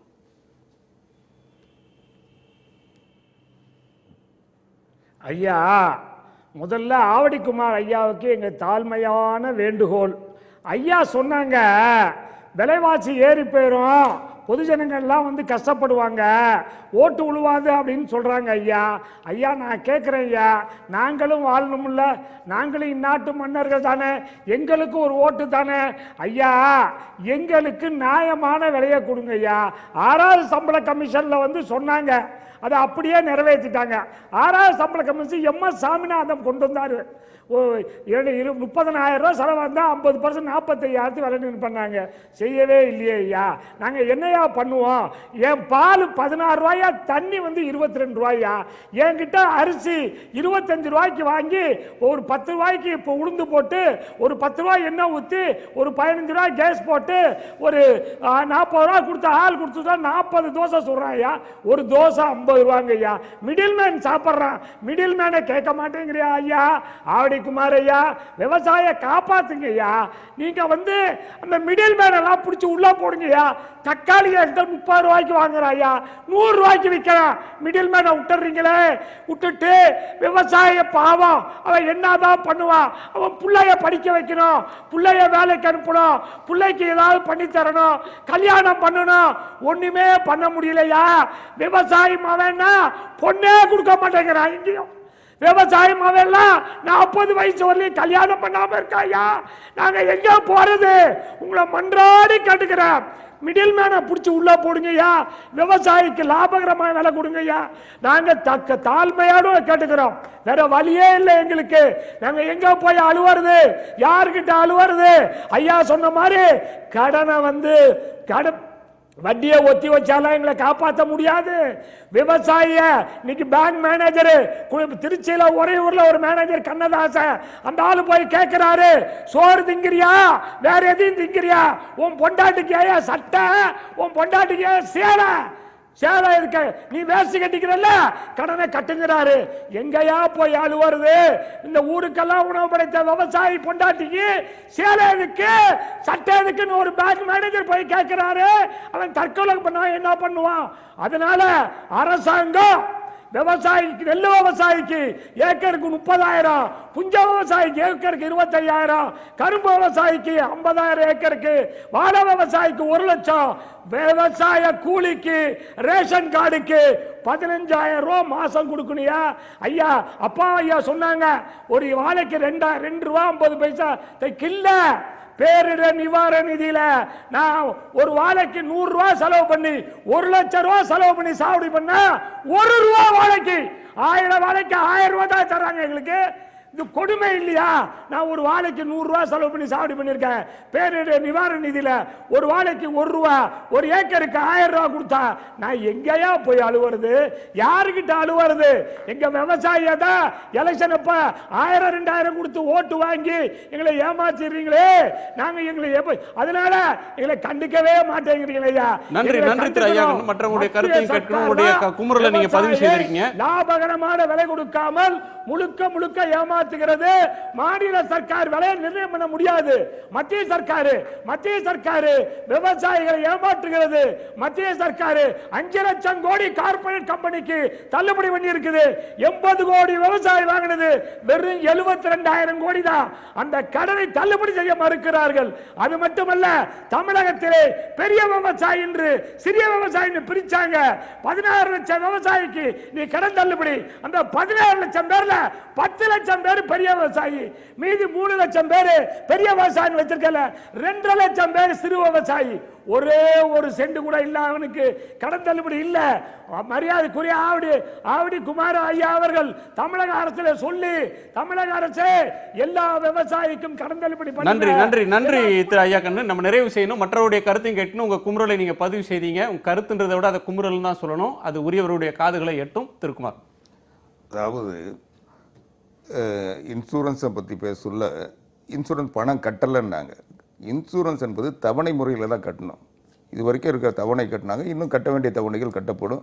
அது அரசாங்கம் உத்தரவாதம் தந்திருக்கு. ரெண்டாவது, மரியாதைக்குரிய ஐயாக்கன் அவர்கள் பேசுகின்ற போது சொன்னார், இன்றைக்கு இந்தியாவை பொறுத்தவரைக்கும் விவசாயம் என்பது பொதுப்பட்டியலில் இருக்குது. மாநில அரசாங்கமும் மத்திய அரசாங்கமும் சேர்ந்து இணைந்த பொதுப்பட்டியலில் இருக்கிறதுல இறுதியான உத்தரவு பிறப்பிக்கின்ற அதிகாரம் மத்திய அரசாங்கத்துக்கு தான் உண்டு.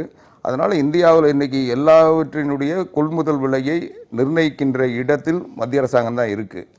மாநில அரசாங்கம் கூடுதலாக ஏதாவது அந்த அவங்களுடைய இழப்பை ஈடுகட்டுவதற்கு கூடுதல் விலை நிர்ணயம் செய்யலாமே ஒழிய விலை நிர்ணயம் செய்வது என்பது மத்திய அரசாங்கம் தான். அதனால் மத்திய அரசாங்கம் இதை வேளாண் கொள்கையை புதியதாக உருவாக்க வேண்டும், அல்லது அவர்கள் விலை நிர்ணயம் செய்வதிலாவது குறைந்தபட்சம் விவசாயிகளுடைய பிரச்சனைகளை தெரிந்து அதை நிர்ணயம் செய்யணும். அதை நாங்கள் முழு மனதோடு வரவேற்கிறோம், எதிர்பார்க்கிறோம். ஆனால் இன்றைக்கு இருக்கின்ற சூழ்நிலையில் இந்த பாதிப்புகள் இதுவரை இல்லாத அளவுக்கு கடுமையான பாதிப்பு. இந்த பாதிப்புகளை விவசாயிகளால் நிச்சயம் தாங்க முடியாது. விவசாயிகள் பாதிக்கப்பட்டிருக்கிறார்கள், விவசாயிகள் பாதுகாக்கப்பட வேண்டும் என்பதால் தான் இன்னைக்கு முதலமைச்சர் அந்த பாதிப்புகளை நாங்கள் உணர்ந்திருக்கிறோம், இது கடுமையான பாதிப்பு, இந்த பாதிப்புகளிலிருந்து மக்களை விவசாயிகளை காப்பாற்ற வேண்டிய கடமையை நாங்கள் செய்வோம் தான் சொல்லியிருக்காரு.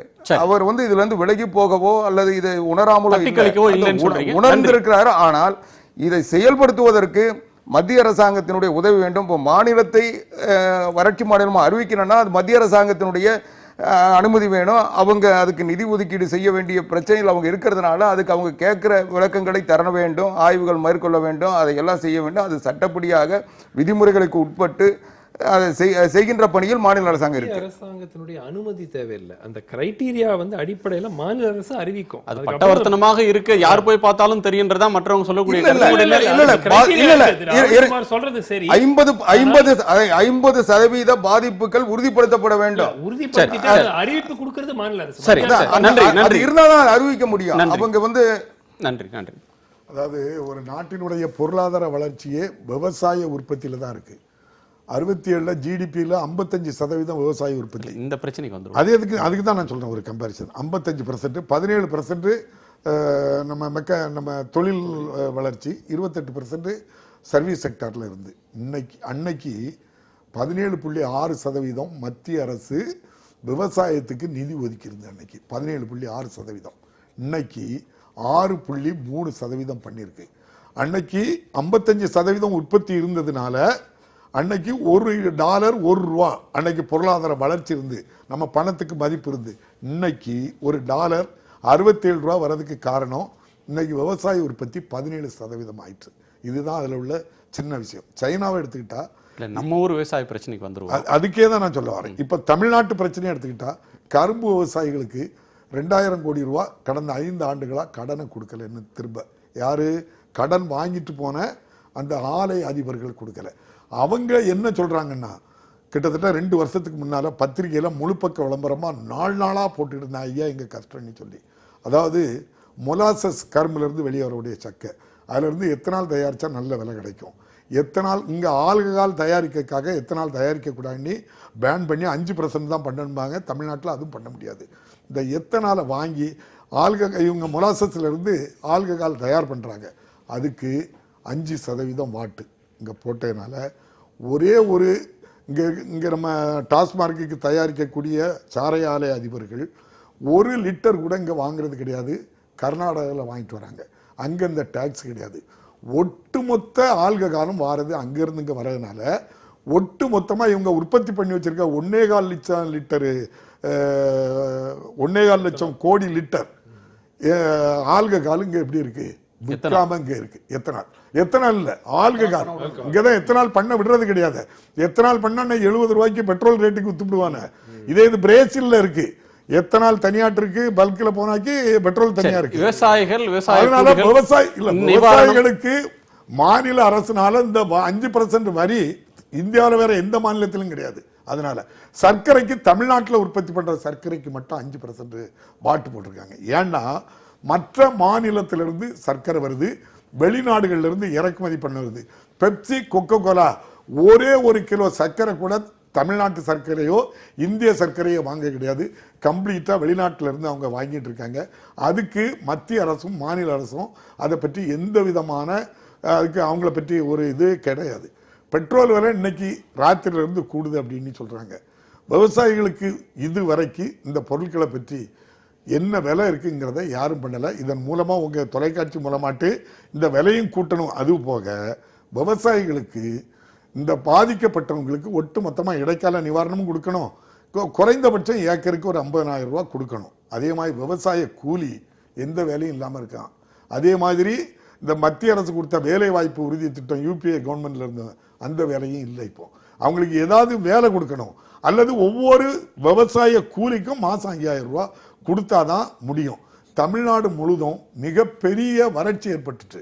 இன்னைக்கு சென்னை சிட்டி எடுத்துக்கிட்டா செம்பரம்பாக்கம், சோழவரம், புழல், பூண்டி, வீராணம் 12,000 மில்லியன் கனடி தண்ணி இருக்கு.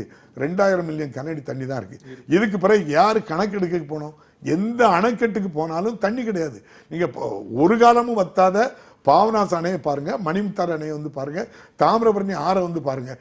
அதே போல டெல்டா பகுதியை போல தமிழ்நாடு முழுதும் இவ்வளவு பெரிய வறட்சியில இந்த கவர்மெண்ட் ரொம்ப அக்கறை இல்லாம இருக்கிறது தான் மிக மெத்தனமாட்டு இருக்குங்கிறது தான் எல்லோருடைய குற்றச்சாட்டம். ஆகவே இந்த விவசாயிகளை இந்த சாவை நிறுத்திருக்கலாம். 2 மாசத்துக்கு முன்னாலே 2 பேர் செத்த உடனே நீங்க சாகாதுங்க, உங்களுக்கெல்லாம் நாங்கள் இப்படி தரப்போறோம் அப்படின்னு சொல்லியிருந்தாலே அவன் என்ன செய்வான்? அவன் சாகாம இருந்திருப்பான். அதே மாதிரி மறைந்த முதல்வர் அம்மையார் அவர்கள் அசம்பிளியில் சொன்னாங்க, நீங்க இல்ல நாங்க 7,000 கோடி ரூபாய் 7,000 கோடி ரூபாய் கடன் தள்ளுபடி பண்ணோன்னு தனியாற்ற விவசாயிகள் தனியாற்ற வாங்கியிருக்க கடனும் தள்ளுபடி பண்ணாங்க. குறு சிறு பெரிய விவசாயி வரைக்கும் விவசாய கடன் வாங்கின வங்கியில வாங்கினது, கூட்டுறவு வங்கியில வாங்கினது எல்லா கடனையும் அன்னைக்கு தலைவர் கலைஞர் தள்ளுபடி பண்ணாரு. அன்னைக்கு தனியாற்ற வாங்கினதையும் பண்ணு அப்படின்னு சொன்னாங்க. இன்னைக்கு ஏன் அவர் ஐயா கண்ணி சொன்னபடி எல்லா விவசாயிகளும் உற்பத்தி பண்ற பொருளுக்கு ஒரே விலை தான். கடன் தள்ளுபடி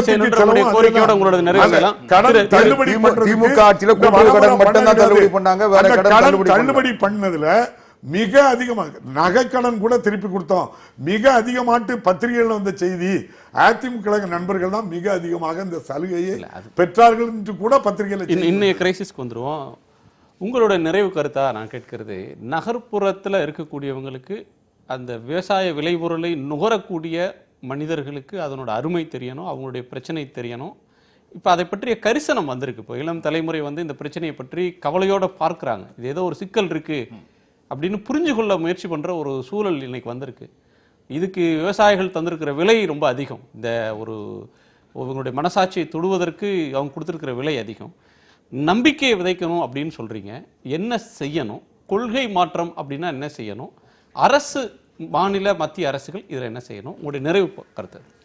அதான் ஒரு பக்கம் இந்த இது வந்து ரொம்ப துர்பாக்கியமான விஷயம். இது நடந்திருக்க கூடாது. இதை வந்து ஆரம்பத்திலேயே நம்ம கேள்வி இருக்கணும், எடுத்து சொல்லியிருக்கணும். அரசாங்கங்கள் நிறைய அவங்களுக்கு பண்ணியிருக்க முடியும். நிவாரணம்ன்றது ஒரு அங்கம் தான். அதில் அடுத்த விஷயம் பார்த்தீங்கன்னா இதை லாங் டேர்ம் இது மிட்டிகேஷன் அப்படின்னு சொல்லும்போது அதை நான் நிறுத்தணும் அப்படின்னு சொல்லும்போது என்னென்ன பண்ணணும் அப்படின்னு பார்க்கணும். அப்போ வந்து நம்ம இந்த ப்ரொடக்ஷன் ப்ராசஸ் ப்ராக்டிசஸ் இருக்கு இல்லையா, நம்ம உற்பத்தியை நான் வந்து இப்போ இயற்கையை சார்ந்து பண்ண முடியுமா, அவங்களுடைய இடுபொருள் செலவை குறைக்க முடியுமா, அவங்களுடைய விலை நிர்ணயம் நியாயமாக பண்ண முடியுமா அப்படின்னு சொல்லி பார்க்குறது. இன்னொரு பக்கம் ஐயா சொல்கிற மாதிரி நிறையா இப்போ வந்து ஏற்றுமதி இறக்குமதி பாலிசிஸ் வரும், ரூல்ஸ் வரும், இன்டர்நேஷனல் பேக்ஸ் வருது. அது எல்லாமும் வந்து அடிப்படுது, அங்கே வந்து அடிப்படுது. அப்போ அங்கேயும் அதை நிறுத்துறதுக்கான அது வழியாக இவர்களுக்கு இடர்கள் பிரச்சனைகள் வராதபடி அது பார்க்க வேண்டிய அவசியம் இருக்கு.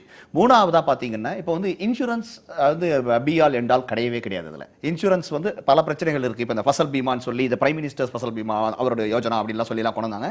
அதுக்கு அப்டேக்கே ரொம்ப கம்மி. போன வருடத்தை விட 2.5% கம்மி பேர் தான் இந்த வருஷம் அப்டேட் பண்ணியிருக்காங்க. இவ்வளவு எல்லா டிவிலையும் எல்லா இடத்துலையும் விளம்பரப்படுத்தியே. ஏன்னா அதுதான் உண்மை. இன்சூரன்ஸ் என்பது அவ்வளோ ஈஸி கிடையாது. அதுக்கு பின்னாடி இப்போ சொன்ன மாதிரி இப்போ இவங்க அறிக்கை பார்க்குறோம் இதை பண்ணுறோம் அப்படின்னு சொன்னீங்கன்னா ஒரு மெட்ரலாஜிக்கல் டிபார்ட்மெண்ட் போனீங்கன்னா அவங்க சொல்லுவாங்க ஆவரேஜ் ரெயின்ஃபால் என்ன, இதுதான் இவங்களுக்கு இது சராசரி ரெயின்ஃபால் வந்துடுச்சு அப்படின்னு சொல்லிட்டாங்கன்னா மதுராந்தகம் ஏரியாவில் முடிஞ்சு போச்சு. அது 3 நாளில் வந்திருக்கும். பருவம் தப்பி வந்திருக்கும். எல்லாம் காய் பூத்தப்புறம் வந்திருக்கும். பூ விழுந்திருக்கும், இல்லைனா காய் தட்டி போயிருக்கும், பால் விட்டுருக்கும், கருகி போயிடும், ஏதாவது ஆகுது. அப்போ வந்து ஆனால் எனக்கு வந்து ரெயின்ஃபால் வந்து 800 மில்லிமீட்டர்ஸ் வந்துருச்சு, அவ்வளோதான் 80% இருக்குது 90% இருக்குது கணக்கு. ஸ்டாட்டிஸ்டிக்ஸ் இஸ் சச் அ லை. அதை நம்பிலாம் நீங்கள் இது பண்ண முடியாது. அதான் கண் கூட என்ன பார்க்குறோம் அப்படிங்கிறது தான் முக்கியம். அதனால இப்போ அந்த விலை நிர்ணயம், அவங்களுக்கான சரியான சந்தை, நியாயமான விலை இது கொண்டு வராமல் நம்மளால திருப்பி இதெல்லாம் மாற்றி அமைக்கவே முடியாது. திருப்பி நம்மளால இது மாதிரி இதை பற்றி பேசிட்டு இப்போ ஒரு தற்கொலையை பற்றி பேசிட்டு இது மாதிரி விலை வரல இவங்களுக்கு வந்து ஒரு குண்டாலுக்கு ஏற்றணும் திருப்பி விவசாயிகள் பண்ணுற தப்பும் அதுதான். நம்ம வந்து இப்போ கரும்புக்கு விலை நெல்லுக்கு விலை மட்டும் பேசிட்டு போயிட்டோம், முடிஞ்சு போயிடுச்சு. அங்கே தான் வந்து திருப்பி அந்த சூழ்ச்சியில் மாட்டுது, அந்த சூழலில் மாட்டுது, அங்கே பிரச்சனையாகுது. இதை இன்னும் தொலைநோக்கோட இன்னும் விரிவாக பார்க்க வேண்டிய அவசியம் இருக்குது. சந்தைகளை நேர்மையாக நியாயமானதாக வேண்டும், அவர்களுக்கான விலைகளை நியாயமானதாக வேண்டும். அதை நுகர்வோர் புரிந்து கொள்ளணும். அவர் சொன்ன மாதிரி அந்த மிடில் மணியும் நம்ம அகற்றணும். அதுக்கு கவர்மெண்டால் மட்டும்தான் முடியும், வேற யாரும் அவ்வளோ ஈஸியாக பண்ணிட முடியாது. அதுக்கான சிஸ்டம் நல்லா ஊன்றி போயிருக்கு.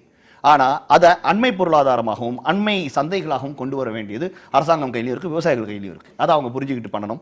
நுகர்வோரான நாமும் அதை புரிஞ்சுக்கிட்டு அவங்களுக்கு உதவணும்.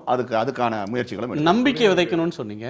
நகர்ப்புறத்தில் இருக்கிறவங்களுடைய கடமைன்னு சொன்னீங்க. அதை சுருக்கமாக மட்டும் அது வந்து இப்போ பார்த்தீங்கன்னா உதாரணத்துக்கு இப்போ நேத்தி முந்தா நாள்லேருந்து நம்ம இந்த தொலைக்காட்சியிலேருந்து எழுதுறது கூட இப்போ நிறைய சுற்றி வருது. அப்போ வந்து நிறைய பேர் கேட்குறாங்க. இப்போ எங்களுக்கே வந்து எங்கள் கடைக்கே வந்து ஃபோன் பண்ணி கேட்குறாங்க, இந்த மாதிரி என்ன பண்ணலாம், நம்ம நகரத்தார் சேர்ந்து நாம கூட்டாக நம்ம ஏதாவது ஒரு இது கலெக்ட் பண்ணி விவசாயிகளோட பிரச்சனைகளுக்கு இதை எடுத்துகிட்டு போக முடியுமா, இந்த மாதிரி அவதிப்படும் குடும்பங்களுக்கு, அவர்களை இழந்து விக்டிம்ஸ் அப்படின்னு சொல்றோமே, அவங்களுக்காக நம்ம எதாவது பண்ண முடியும், அவங்களுடைய பசங்களை படிக்க வைக்கிறதுக்கு நம்ம எதாவது பண்ண முடியுமா, அவங்களுடைய வீட்டில் அவங்களுடைய பொருளாதார உதவுறதுக்கு நம்ம எதாவது பண்ண முடியுமா அப்படின்னு கேட்டு இப்போ நகரத்தில் வராங்க. அதுவும் ரொம்ப முக்கியம். அது மாதிரி வந்து அதுவும் ஒரு ரொம்ப இம்பார்ட்டன்டான விஷயம். நம்ம வந்து நம்மளுடைய அன்னதாத்தாங்களுக்கு இது கூட திருப்பி கொடுக்கல அப்புறம் எப்படி அந்த நம்பிக்கையும் வரணும். விவசாயிக்கு தனிநபர் பயிர் காப்பீடு திட்டம் கொடுக்கணும், அவ்வளவுதான். எந்த யாரு விவசாயி பாதிக்கப்பட்டானோ அவனுக்கு கொடுக்கணும். அந்த ஏரியா பாதிச்சிருந்தாதான் கொடுப்போம் சொல்லாம ஒரு காருக்கு இன்சூரன்ஸ் போட்டா காருக்கு பாதிப்புனா காருக்கு இன்சூரன்ஸ் கொடுக்காங்க. அதே போல 1000 வாழைக்கு அவன் பிரீமியம் கட்டியிருந்தாங்கன்னா அதுல 500 வாழை பாதிச்சிருந்தா அந்த 500 வாழைக்கு அவங்க என்ன கொடுக்கணும், நிவாரணம் கொடுக்கணுமே தவிர கலெக்டிவா சொல்லக்கூடாதுன்றீங்க. வருவாய் கிராம இப்போ வந்து கிராம அளவுல பண்ணிருக்காங்க. ஊர் முழுக்க பாதிச்சிருந்தாதான் உனக்கு நிவாரணம் சொல்லக்கூடாது. உங்க பயிர் பாதிச்சிருந்தாலே எல்லா பயிர்களுக்கும் என்ன கிடையாது, இன்சூரன்ஸ் கிடையாது. எல்லா பயிர்களுக்கும் 4-5 பயிருக்கு தான் கொடுக்காங்களே தவிர ஒட்டுமொத்த எல்லா என்ன பயிரிடுதானோ அதுக்கு என்ன கொடுக்கணும், பயிர் காப்பீடு. ஒரே ஒரு பாயிண்ட் திரு அருண் சொன்னது போல இப்போ சமுதாயத்தில் இருக்கிற அனைத்து தரப்பு மக்களும் உதவ விருப்பப்படுறாங்க. நிறைய பேர் அவர் சொன்ன மாதிரி நிறைய பேர் ஃபோன் பண்றாங்க. அந்த மாதிரி அவர்களுக்கு அரசு ஏதேனும் ஒரு சேனல் கிரியேட் பண்ணணும். அதாவது இப்ப நம்மளா போயிட்டு இப்ப நான் வந்து கான்ட்ரிபியூட் பண்ண சுனாமி நிவாரணம் மாதிரியோ அல்லது மற்ற ஏதேனும் ஒரு வெள்ள நிவாரணத்துக்கு இப்ப கர்நாடகால இருந்து பண்ணாங்க, எல்லா மாநிலத்திலையும் பண்ணாங்க. இங்க தமிழ்நாட்டில் இருக்கிற நகர்ப்புறத்துல இருக்கிற ஆயிரக்கணக்கான மக்கள் நிச்சயமாக ஏதேனும் அவர்களால் செய்யக்கூடிய ஒரு சிறிய அளவாவது செய்யறதுக்கு தயாரா இருப்பாங்க. அதை எப்படி கொண்டு போய் சேர்ப்பதுங்கிறது அவங்களுக்கு தெரியாது. அவங்க கிராமத்துல போய் யாருக்கு பாதிப்பு இருக்குங்கிறதெல்லாம் அவங்களுக்கு தெரிஞ்சுக்கிறதுக்கான வாய்ப்பு இல்லை. அதனால அதற்கு ஒரு சேனல் கிரியேட் பண்ணி எப்படி ஃப்ளட்டு போது ஒரு கண்ட்ரோல் ரூம் வச்சு அது சரியா ஒர்க் ஆயிடுச்சு, சரியா ஒர்க் ஆகல சில இடங்கள், அது வேற விஷயம். அதனால அரசு அதற்கு ஒரு பிளாட்ஃபார்ம், ஒரு சேனல் கிரியேட் பண்ணி தன்னார்வ தொண்டு நிறுவனங்களும் சரி பொதுமக்களும் சரி இதற்கு கான்ட்ரிபியூட் பண்ண விருப்பப்பட்டார்கள் என்றால் அவர்கள் எவ்வாறு செய்ய வேண்டும் என்று அரசு ஒரு வழி கொடுக்கணும். தன்னார்வ தொண்டு நிறுவனங்களோ பொதுமக்களோ தரக்கூடிய நிவாரணம்ன்றது ஒரு தற்காலிக நிவாரணமா தான் இருக்க முடியும். விவசாயிகள் அவங்களுடைய சொந்த காலில் நிற்பதற்கான அவங்க சுயமரியாதையோட வாழ்வதற்கான சூழல் ஈகோசிஸ்டத்தை உருவாக்குறது தான் ஒரு நிரந்தரமான இதுவா இருக்கும். தற்கொலையை தவிர்க்கணும் இல்லையா? உங்களுடைய கருத்துக்களுக்கும் வருகைக்கும் கருத்து பகிர்வுக்கும் நன்றி. மீண்டும் சந்திப்போம். இது காலத்தின் குரல். திக்கட்டும் பரவட்டும்.